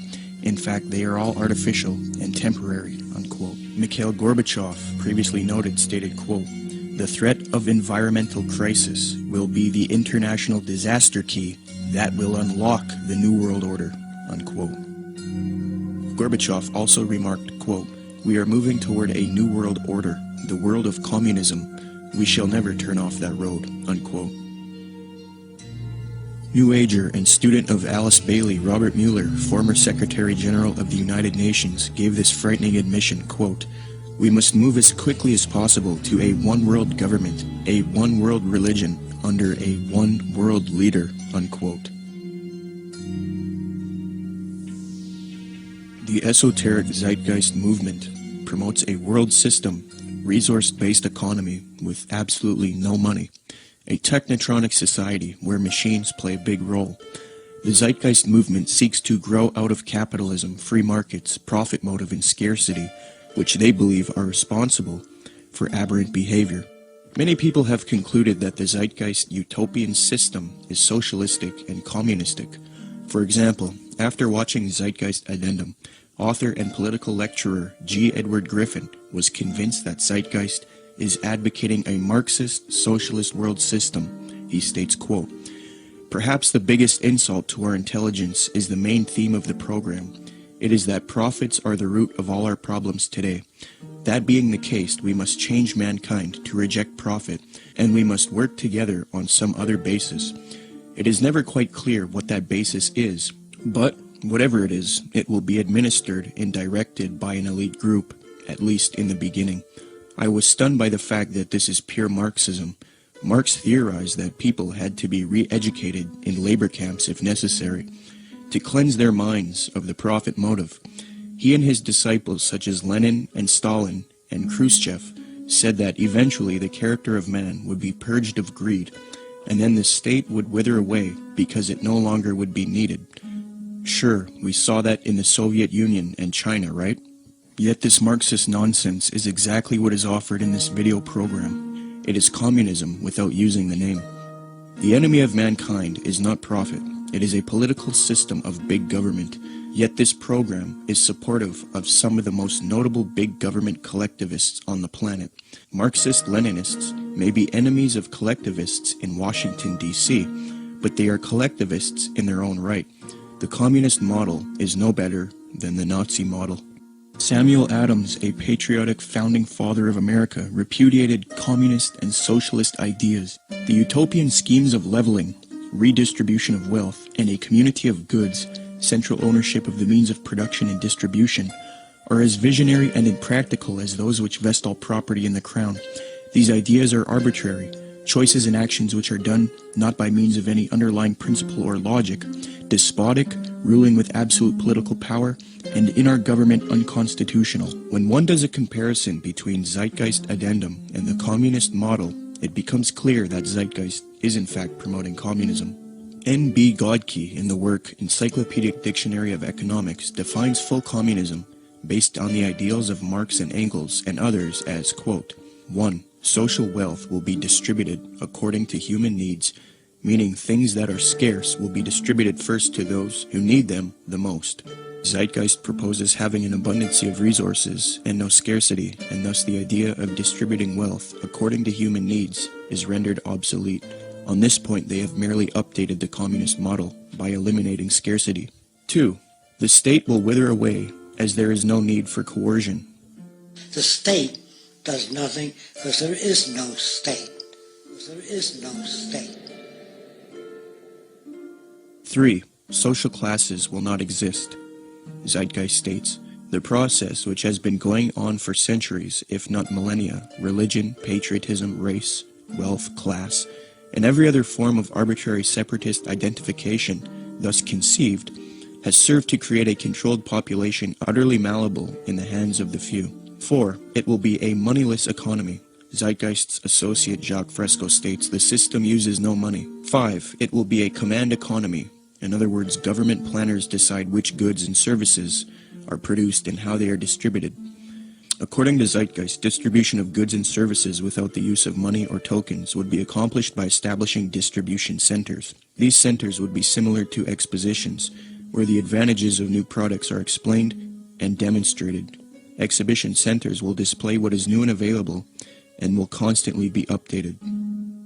So as you can see, a side-by-side comparison between the communist model and the Zeitgeist model shows how similar the concepts are. The Marxist website entitled socialismoryourmoneyback.blogspot.com, after reviewing the Zeitgeist movement and their admissions, stated this on July 26, 2009, quote, "This, surely, is the same as what we call world socialism," unquote. So even the socialists will admit that the Zeitgeist movement is in fact world socialism. Adams Wass explains, quote, "Communism and the Marxist utopia of a moneyless society where products were distributed rather than sold and bought," unquote.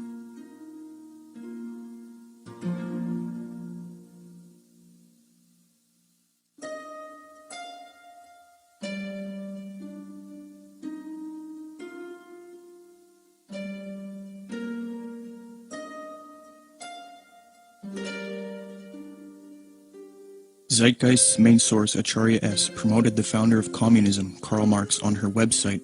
It no longer looks like this, but using archive software, you can see how her website looked in the years past. She quotes Karl Marx, defaming religion, thus showing her support of Marx and communism. Many people have noticed that the modern New World Order, as advocated by the elite, contains communist ideals within it. So it seems that Zeitgeist is helping the New World Order with their utopian approach rather than destroying it. They had a biblical philosophy. They gave us a republic. When Ben Franklin walked out of the building, one of the ladies said, "Mr. Franklin, what kind of government did you give us?" He said, "A republic, if you can keep it." Republics are hard to keep. We've lost ours, folks. We are not a republic anymore. We have degenerated to a democracy, and the next step is totalitarianism. We're that close to becoming a totally socialistic and then communistic country in America. You watch, it's going to happen real soon. What they're going to do next time is manufacture a depression, coming real soon probably, collapse the U.S. economy, which can easily be done overnight. And then everybody will line up and say, "Oh, hey, we're starving. What can we do?" They're going to say, "You know, we really got a problem. We need to solve this." Constance Cumby recognized that the New Agers desire a communist world system, quote, "The New Agers feel that the program they are offering the world would satisfy the basic desire of communists in that it proposes a form of world socialism. These books were calling for a new world order with an accompanying global food redistribution program aided, of course, by modern technology, i.e. computers," unquote. A redistribution program aided by modern technology and computers is exactly what the Zeitgeist movement is advocating. Notice how similar Zeitgeist's plan is to the New Age agenda just mentioned in Constance Cumby's book. In the Zeitgeist Orientation Lecture, Peter Joseph states, "Just as each city has a central organizational dome which functions as the brain along with its nervous system, consisting of computerized environmental monitoring via satellite and electronic probes, the larger world complex absorbs each city and monitors the broad spectrum of the environment, making sure there isn't a problem or material resource needed in any of the individual cities, while also regulating larger order processes for all the cities and the environment as a whole."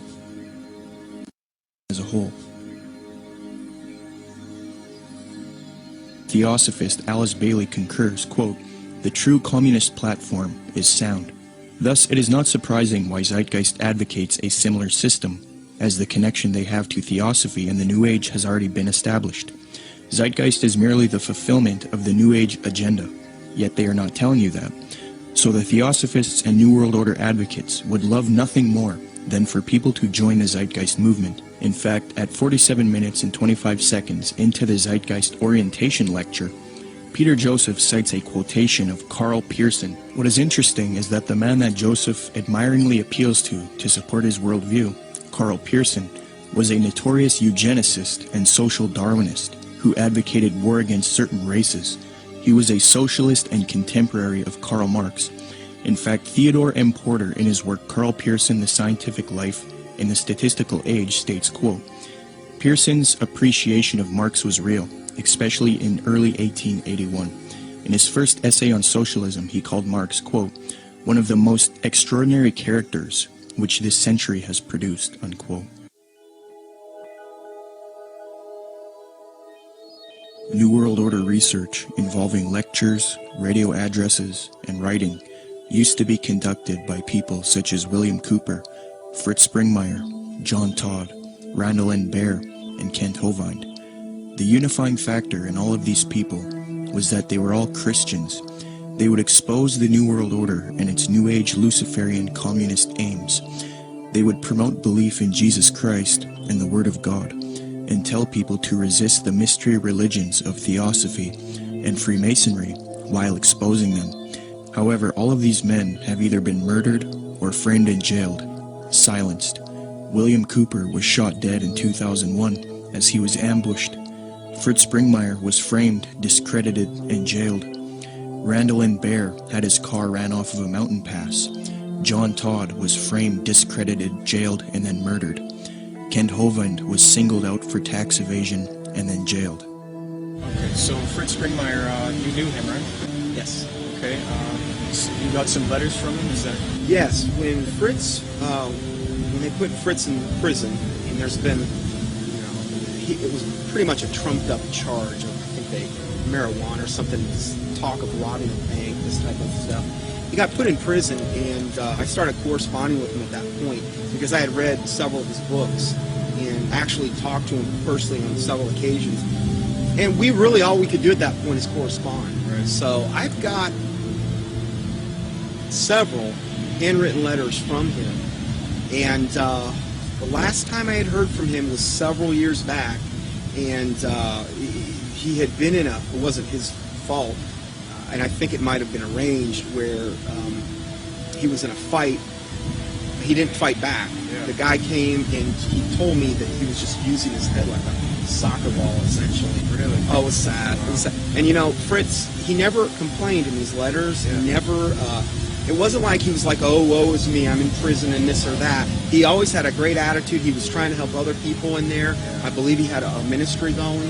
Amen. And, I can't say enough good about Fritz Springmeier. Now that the Christian New World Order researchers have been silenced, the truth movement has been infiltrated by people who purport to be against the New World Order, yet they advocate the New Age religion, a new utopia, and they all speak against Christianity and the Bible.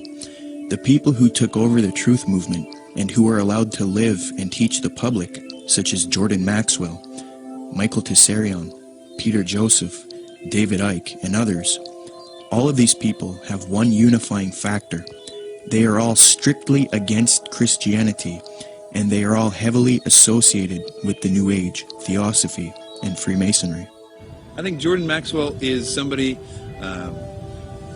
who is just deceived. It's my personal opinion, and I could be wrong about this, that Jordan Maxwell is not a paid disinformation agent, or he's not somebody that is a high-level Satanist. I think that Jordan Maxwell is like many of us in the truth movement. We have been deceived by a lot of very clever disinformation.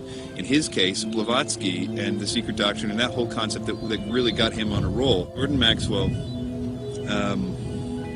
is a person who believes that the entities that he's involved with, that he had experiences with in the desert, etc., were Pleiadians. And I think that he thinks that they chose him to teach the world certain things. So in that context, it's very hard for him, or really anybody, to break free of that paradigm, because in that paradigm he gets to be this super special individual, and we all are vulnerable to that. If we have supernatural experiences where entities tell you that you are the chosen one and that you're going to do something, it's very hard not to believe them, because that's what you want. And so it's very hard, and of course, in doing so, in thinking, okay, these guys, these Pleiadians are on my side, when in actuality they're demons, they would coax him to do certain things, like he mentioned later, to go into these seances or whatever.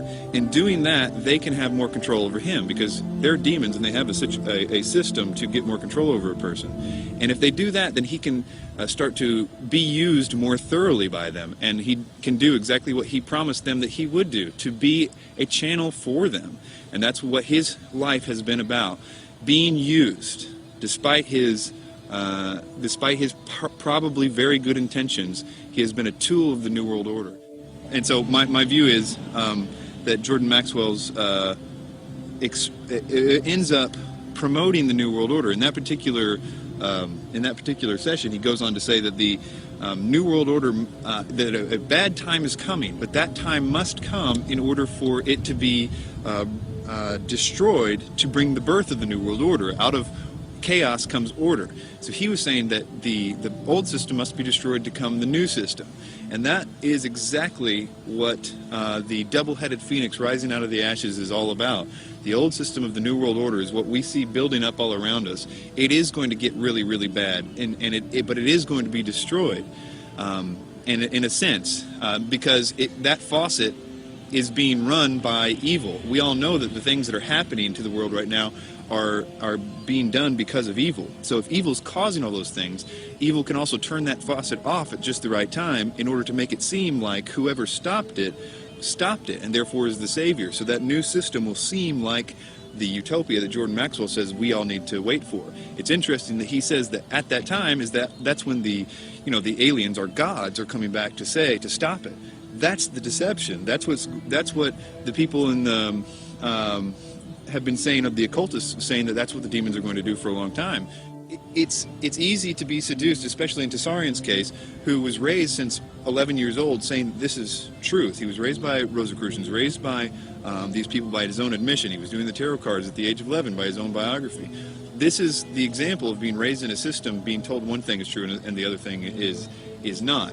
It's biased is what it is, but nevertheless, I think in that reason these people deserve our sympathy. One way or the other, they are deceived. Even if they are intentionally doing it, which is possible in the case of Tsarian, and it's possible in the case of Maxwell too, I suppose. Even if they're intentionally doing it, they have to deserve our sympathy and even our prayers, because even if they're intentionally doing it, they're still deceived. But to wrap that up, Blavatsky and everything that came out of that was what 1 Timothy calls the doctrines of demons, and in the last days people will believe. The New Age and all of that was birthed by Blavatsky, and the New Age ideas will be used to bring in this new world order.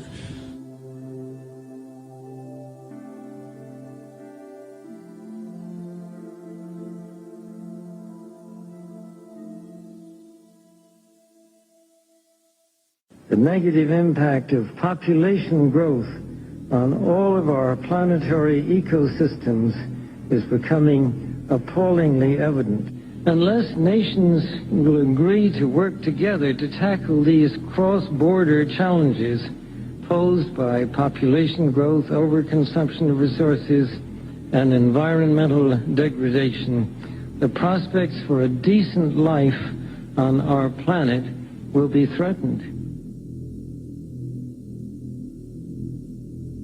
But this callous disregard for the right to life of every human on the face of the earth has been predicted before in the New Testament. John was moved to write, quote, "Yea, the time cometh, that whosoever killeth you will think that he doeth God's service," unquote. The New World Order, ladies and gentlemen, will sail in on a sea of blood.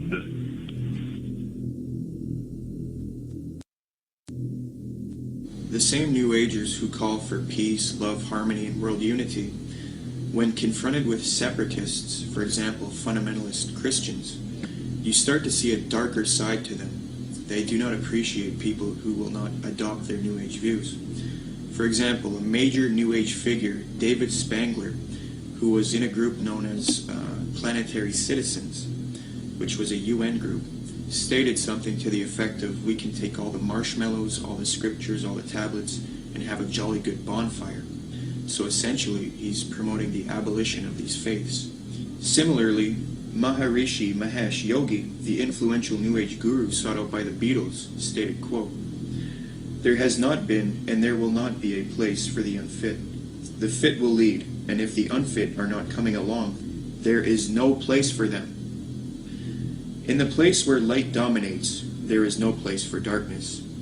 See, in his thinking, the fit are the New Agers, and the unfit are those who do not adopt the New Age beliefs. People who are, for example, fundamentalist Christians, Jews, people like this. So essentially, you see a lot of intolerance within the New Age movement. It's not all nice and dandy with these people. You know, they have the mask, they have the appearance of peace, love, harmony. But in their writings, they do come out and say that there is no place for Christians and people who do not accept their beliefs.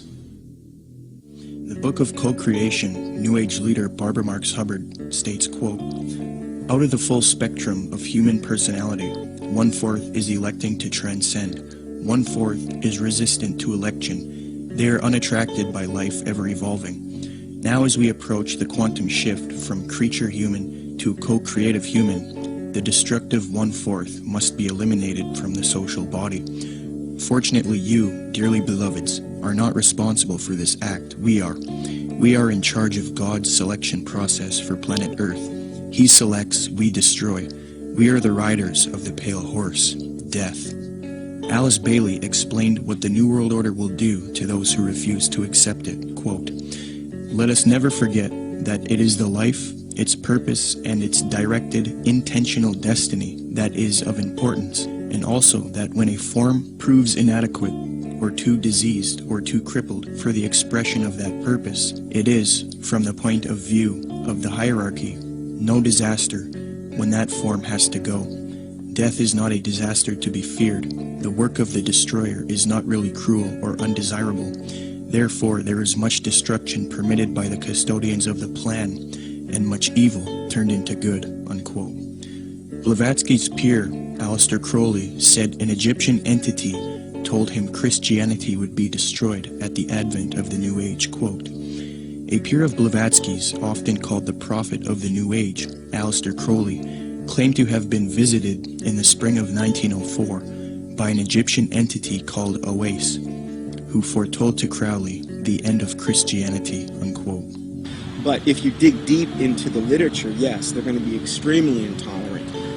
David Spangler had talked about the Luciferic initiation and these types of things. And we look in the Bible and we can look at like Revelation 13 and where all they that do not receive the mark and the mark of the beast in their right hand or their forehead, you know, are going to essentially forfeit their life.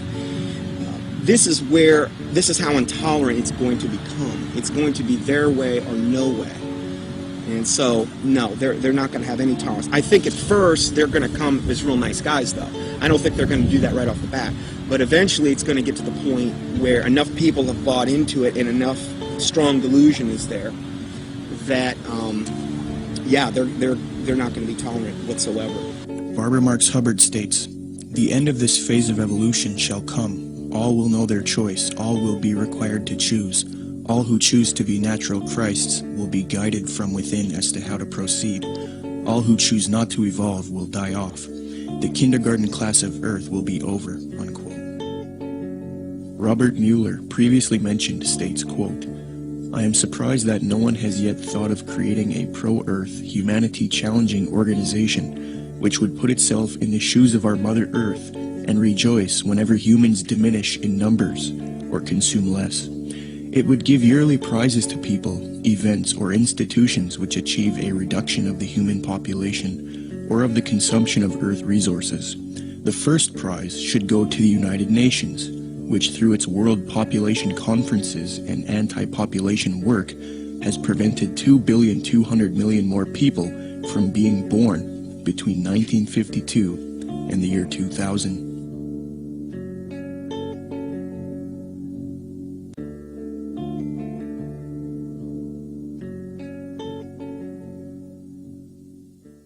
The more you look into where the 2012 ideas originated, and honestly, most of the 2012 theories are relatively new, that is, people attaching significance to the fact that the Mayan calendar ends. And almost without exception, they are by people that are channeling entities. A lot of times they say it's the Pleiadians that they're talking to, or the Syrians, or in the case of David Wilcock, it's Ra and Seth. Most of the time, what the entities are telling the people don't always match up, but they always seem to be telling the same things. And for the most part, a lot of those early people that got the information from spiritual entities were saying that it was a great cosmic enlightenment that was coming in 2012. And so that to me seems to be the most direct idea that the spirit world wants us to think, because it's oftentimes accompanied with this idea that they want the person they're telling to go out and tell more people. So 2012 became significant on the internet because people felt like it was their mission to tell other people because they were having supernatural experiences. Most of the 2012 theories will fall into one of two categories. Either they're going to be, that in 2012 there's going to be some great enlightenment. They say it's a spiritual evolution or a consciousness shift or a vibrational change or something to that effect. And the other half of it seems to be more about a cataclysmic events that are going to happen in 2012. Usually, they're based off the idea that the Mayan calendar ends or restarts in 2012. 2012 is being pushed on the public through books, documentaries, speakers, and even major motion pictures. We are meant to believe that December 21st, 2012 will either be a catastrophe for humanity or a time when there is a consciousness enlightenment and a world shift, a time when humanity evolves. However, when you consult the scholars who study the Mayan calendar, they don't seem to support these views at all. University of Florida anthropologist Susan Gillespie says the 2012 phenomena comes from the media and from other people making use of the Maya past to fulfill agendas that are really their own. Despite the publicity generated by the 2012 date, Susan Milbrath, curator at Latin American Art and Archaeology at the Florida Museum of Natural History, stated that, quote, "We, the archaeological community, have no record or knowledge that the Maya would think the world would come to an end in 2012. I think probably the most significant reason that all of them are wrong is because what they say that is going to happen in 2012 isn't. That is, although the Mayan calendar might be ending, there is no galactic alignment, whether it be the Earth actually won't be aligning with the center of the galaxy in the sense, and that actually won't happen for another 30 million years. So, and even if it was, there's no necessarily any evidence that anything would happen, but it's really a moot point because there isn't anything happening. Secondly, there is no actual alignment of the planets. It's another thing that people are saying is going to cause the enlightenment or the catastrophes. And this goes on and on. It's the same thing with the solar flares. It's the same thing with Planet X or Nibiru, or all those things aren't happening. And it's very interesting how you actually can go point by point and find out that each one of those supposed catalysts aren't true. Sandra Noble, Executive Director of the Foundation for the Advancement of Mesoamerican Studies in Crystal River, Florida, states, "To render December 21st, 2012 as a doomsday event or a moment of cosmic shifting," she says, "is a complete fabrication and a chance for a lot of people to cash in," unquote.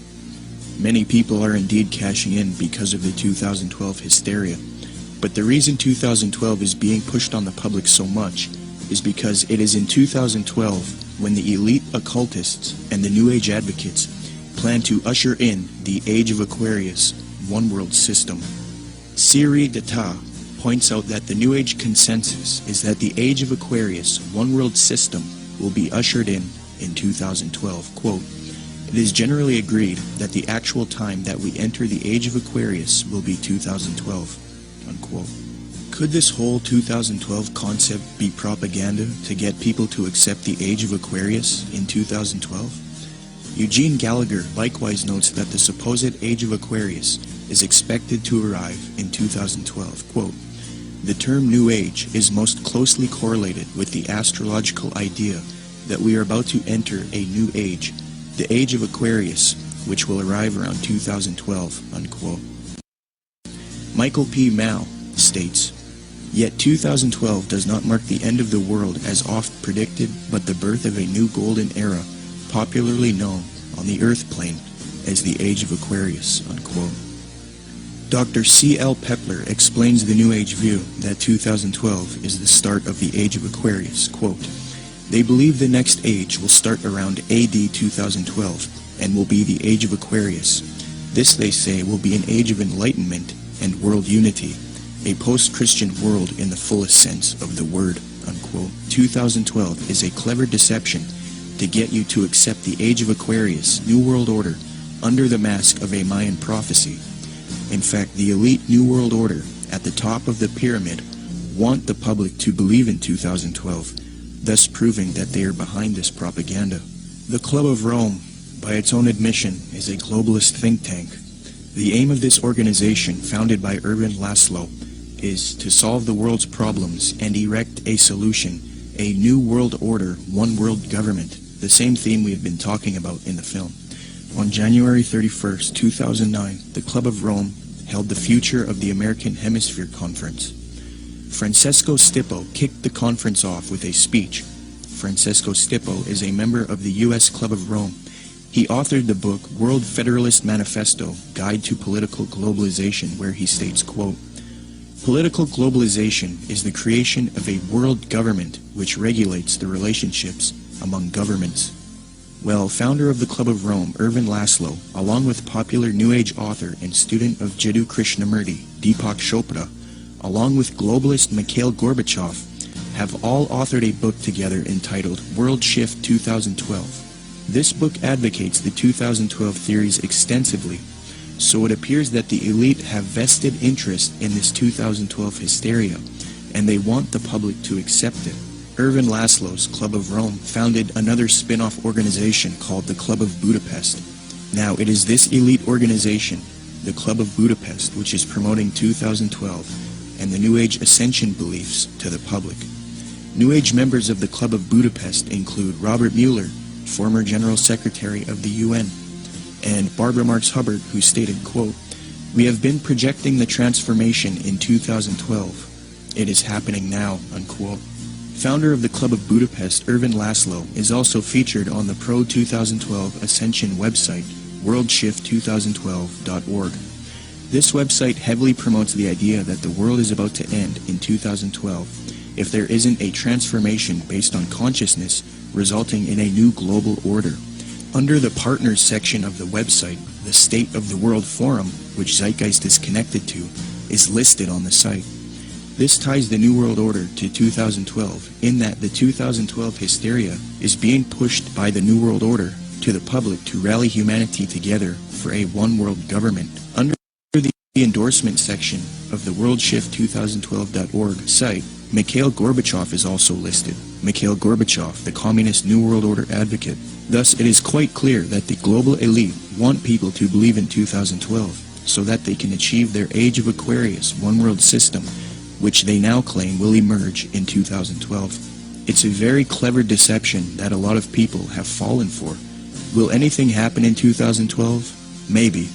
Will it have to do with any prophecy of Maya? No. If anything does happen, it will be the New World Order who engineers it and ushers in their global system.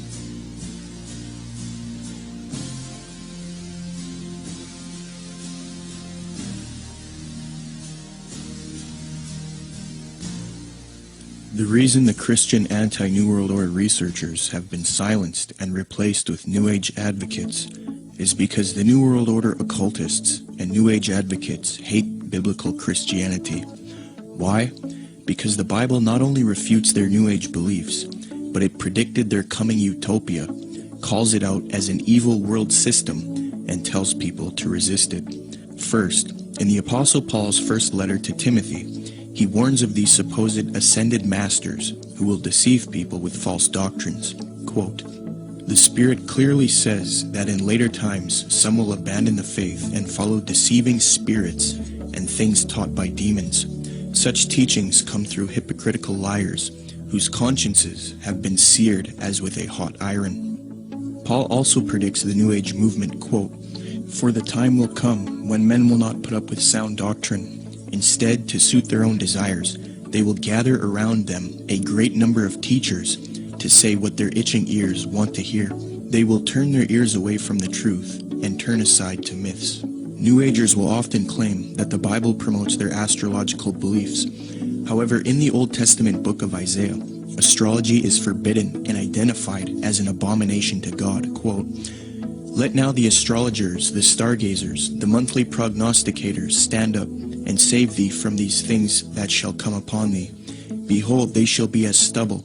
Zeitgeist's main source, Acharya S., claims that Jesus talks about the age of Pisces in Matthew 28:20, which states, "And teaching them to obey everything I have commanded you, and surely I am with you always to the very end of the age." However, although the zodiac was around in 1st century Palestine, the age concept was not around yet, so the biblical writers could not have been referencing the astrological age. Dr. Noel Swerdlow, professor of astronomy and astrophysics at the University of Chicago, states, "Within which group of stars the vernal equinox was located was of no astrological significance at all. The modern ideas about the age of Pisces or the age of Aquarius are based upon the location of the vernal equinox in the regions of the stars of those constellations. So when this woman says that the Christian fish was a symbol of the coming age of Pisces, she is saying something that no one would have thought of in antiquity." Unquote. When Matthew 28:20 talks about the end of the age, or in Greek, the end of the eon, he is not talking about astrological ages, as this concept was not around yet. The age referred to is that of Jewish understanding. As J.P. Holding remarks, quote, "Zeitgeist is correct that when Jesus refers to the end of the eon, he doesn't mean the end of the world. However, he is also not speaking of the astrological age of Pisces. Rather, in the 1st century Jewish thought, there was an awareness of the current age, ha-alom ha-zeh, and the age to come, ha-alom ha-ba. The distinction between the two appears both in the New Testament and in other Jewish writings. This has nothing to do with astrology." Unquote. Zeitgeist merely tried to deceive the public into the New Age worldview by distorting the biblical data, which actually condemns astrology. Moreover, Jesus, Paul, and John predict this coming world teacher, Antichrist or Maitreya, and the New World Order, one world government. And it is this reason that the elite and the New Agers hate true biblical Christianity. Paul writes in 2 Thessalonians, quote, "That you not be quickly shaken from your composure or be disturbed either by a spirit or a message or a letter as if it is from us, to the effect that the day of our Lord has come. Let no one in any way deceive you, for it will not come unless the apostasy comes first, and the man of lawlessness is revealed, the son of destruction, who opposes and exalts himself above every so-called God or object of worship, so that he takes his seat in the temple of God, displaying himself as being God. And you know what restrains him now, so that in his time he will be revealed. For the mystery of lawlessness is already at work. Only he who now restrains will do so until he is taken out of the way. Then that lawless one will be revealed, whom the Lord will slay with the breath of his mouth, and bring to an end by the appearance of his coming. That is the one whose coming is in accord with the activity of Satan, with all power and signs and false wonders. Jesus Christ warned of the Antichrist and false Christs. He says not to believe anyone who says, "Look, the Christ has returned." For Jesus Christ's real glorious second coming comes after the false Christ or Antichrist deceives the world. Matthew 43 states, "And Jesus answered and said to them, See to it that no one misleads you, for many will come in my name, saying, I am the Christ, and will mislead many. Then they will deliver you to tribulation, and will kill you, and you will be hated by all nations because of my name. Then if anyone says to you, Behold, here is the Christ, or there he is, do not believe him, for false Christs and false prophets will arise, and will show great signs and wonders, so as to mislead, if possible, even the elect. Behold, I have told you in advance. So if they say to you, Behold, he is in the wilderness, do not go out.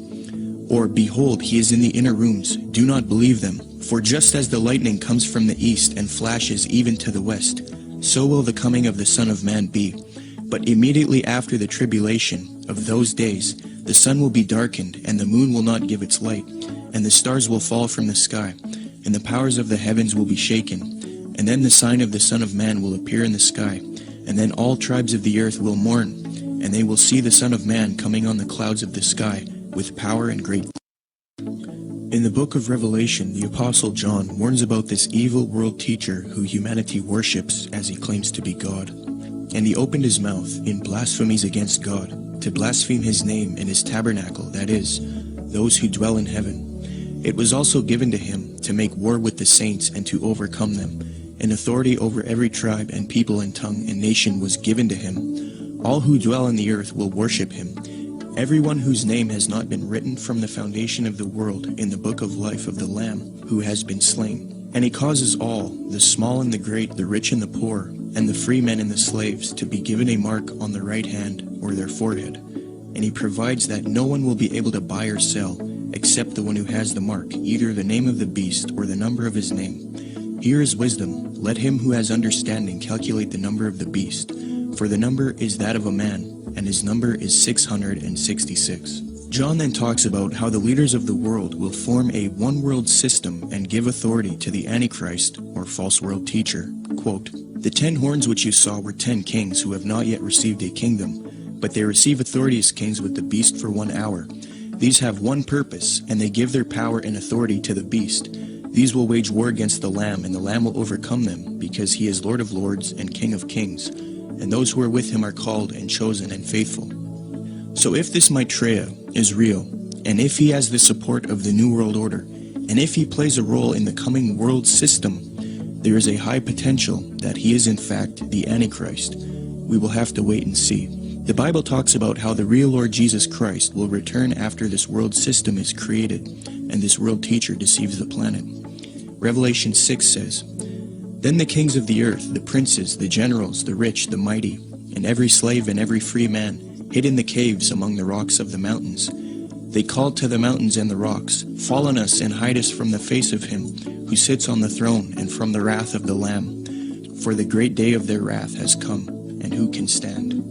The time that it's talking about in the Bible is actually going to be a time when the world is going to be extremely happy to be in this new system.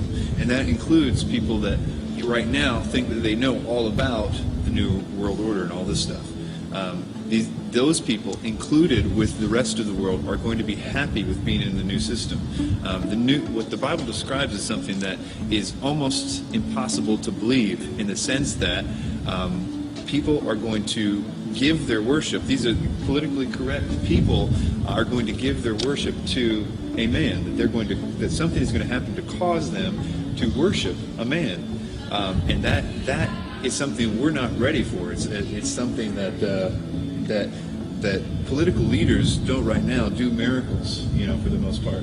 That the whole concept requires new input. Something different has to happen. And I think that when you look at what the New Age is saying, what they say is going to happen, what every movie is talking about right now, this idea that there is a new rebirth coming, a new age that's going to be supernatural, that the aliens are going to come back, and all these concepts that if it really happened, we would be, many things would happen, not the least of which would be that we would, as a world, start to be believing in some new sort of doctrine, namely that God doesn't exist, but that we are gods ourselves. And the way that would function is that, here are aliens, and they were just like us at one time, and we're going to evolve like them and be more like them. That inherent in that is the idea that we are also gods. The message that the New Age elite don't want you to know is that there is one God, And 2,000 years ago, he entered into creation as Jesus Christ, lived a perfect sinless life, and willingly died on the cross to pay for our sin. And if we accept Jesus Christ into our heart as Lord and repent of our sin, then we are spiritually saved forever. It is this message that the New Agers hate and want to stamp out. But if you realize that the New Age and the New World Order doctrine is a lie and an abomination, and if you want true salvation and the power to stand with Christ against this coming system, say this prayer with me and become a true child of God. Lord Jesus Christ, I ask you to come into my heart as Lord. I accept what you did for me on the cross, dying for my sin. I repent of my sin and I wish to live a life for you, following your teachings found in the New Testament. Please forgive me of my wicked ways and transform me into a child of God. I pray in Jesus' mighty name, amen. Come, Lord Jesus.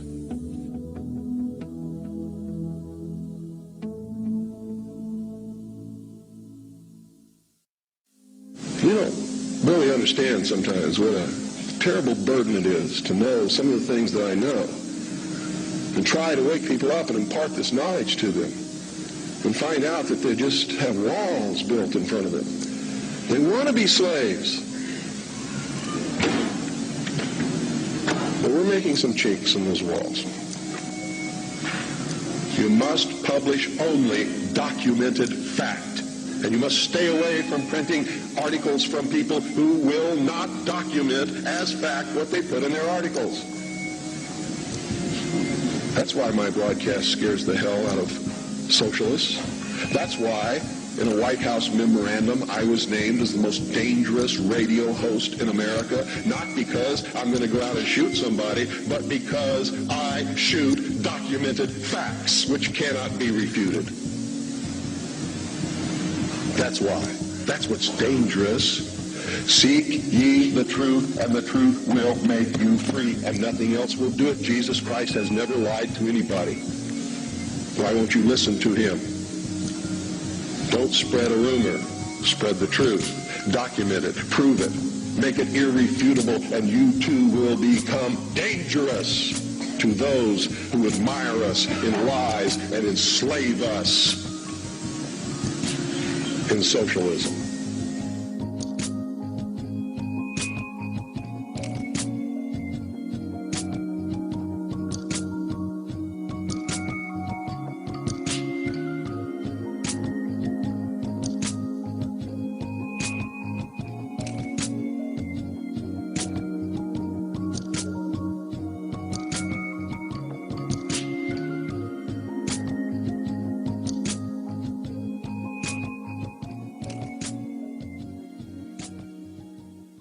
The age of Aquarius, ending duality, Oprah the secret, and Eckhart Tolle preach what will bring in a new age reality based in traditions of pagan theosophy, bound to be thousands of offshoots of Crowley, students of Alice C. Bailey who follow the lies of Helena Blavatsky, radically altering, changing the pages of history, laying the groundwork forged by the tools of Lucifer, paving the way for the United Nations, a slow preparation, patiently waiting since the creation. The Garden of Eden, a planet whose placement in time is persuaded by aliens, outside invasions, abductions, and cow mutilations, creating an atmosphere ripe for the picking with movies and Hollywood, implanting trickery, mastery over the masses. The whole world collapses in panic, all desperate for someone to save them. Obey anyone that will answer their questions. The savior of sorts, a new age messiah. The wolf in sheep's clothing is what will transpire. The mayhem is out of control.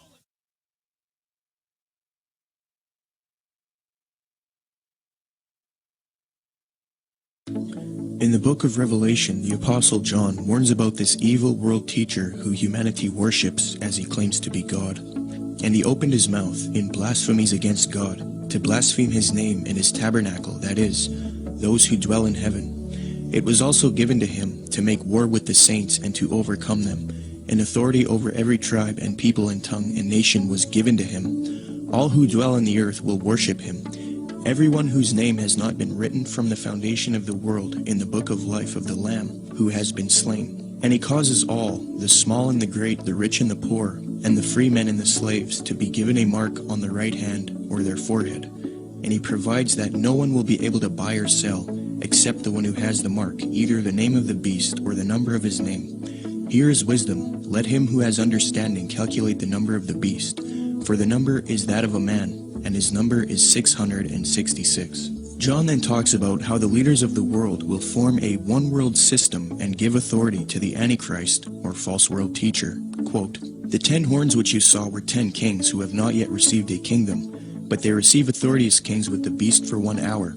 These have one purpose, and they give their power and authority to the beast. These will wage war against the Lamb, and the Lamb will overcome them, because he is Lord of lords and King of kings, and those who are with him are called and chosen and faithful." So if this Maitreya is real, and if he has the support of the New World Order, and if he plays a role in the coming world system, there is a high potential that he is in fact the Antichrist. We will have to wait and see. The Bible talks about how the real Lord Jesus Christ will return after this world system is created, and this world teacher deceives the planet.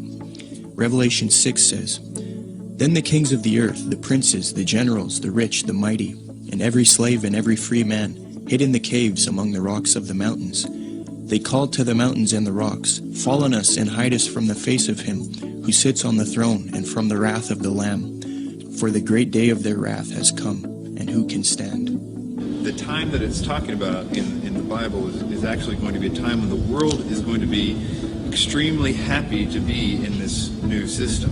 And that includes people that right now think that they know all about the New World Order and all this stuff.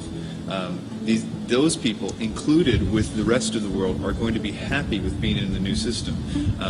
What the Bible describes is something that is almost impossible to believe, in the sense that people are going to give their worship. These are politically correct people are going to give their worship to a man. That something is going to happen to cause them to worship a man, and that is something we're not ready for. It's something that political leaders don't right now do miracles, for the most part. Right. That whole concept requires new input. Something different has to happen.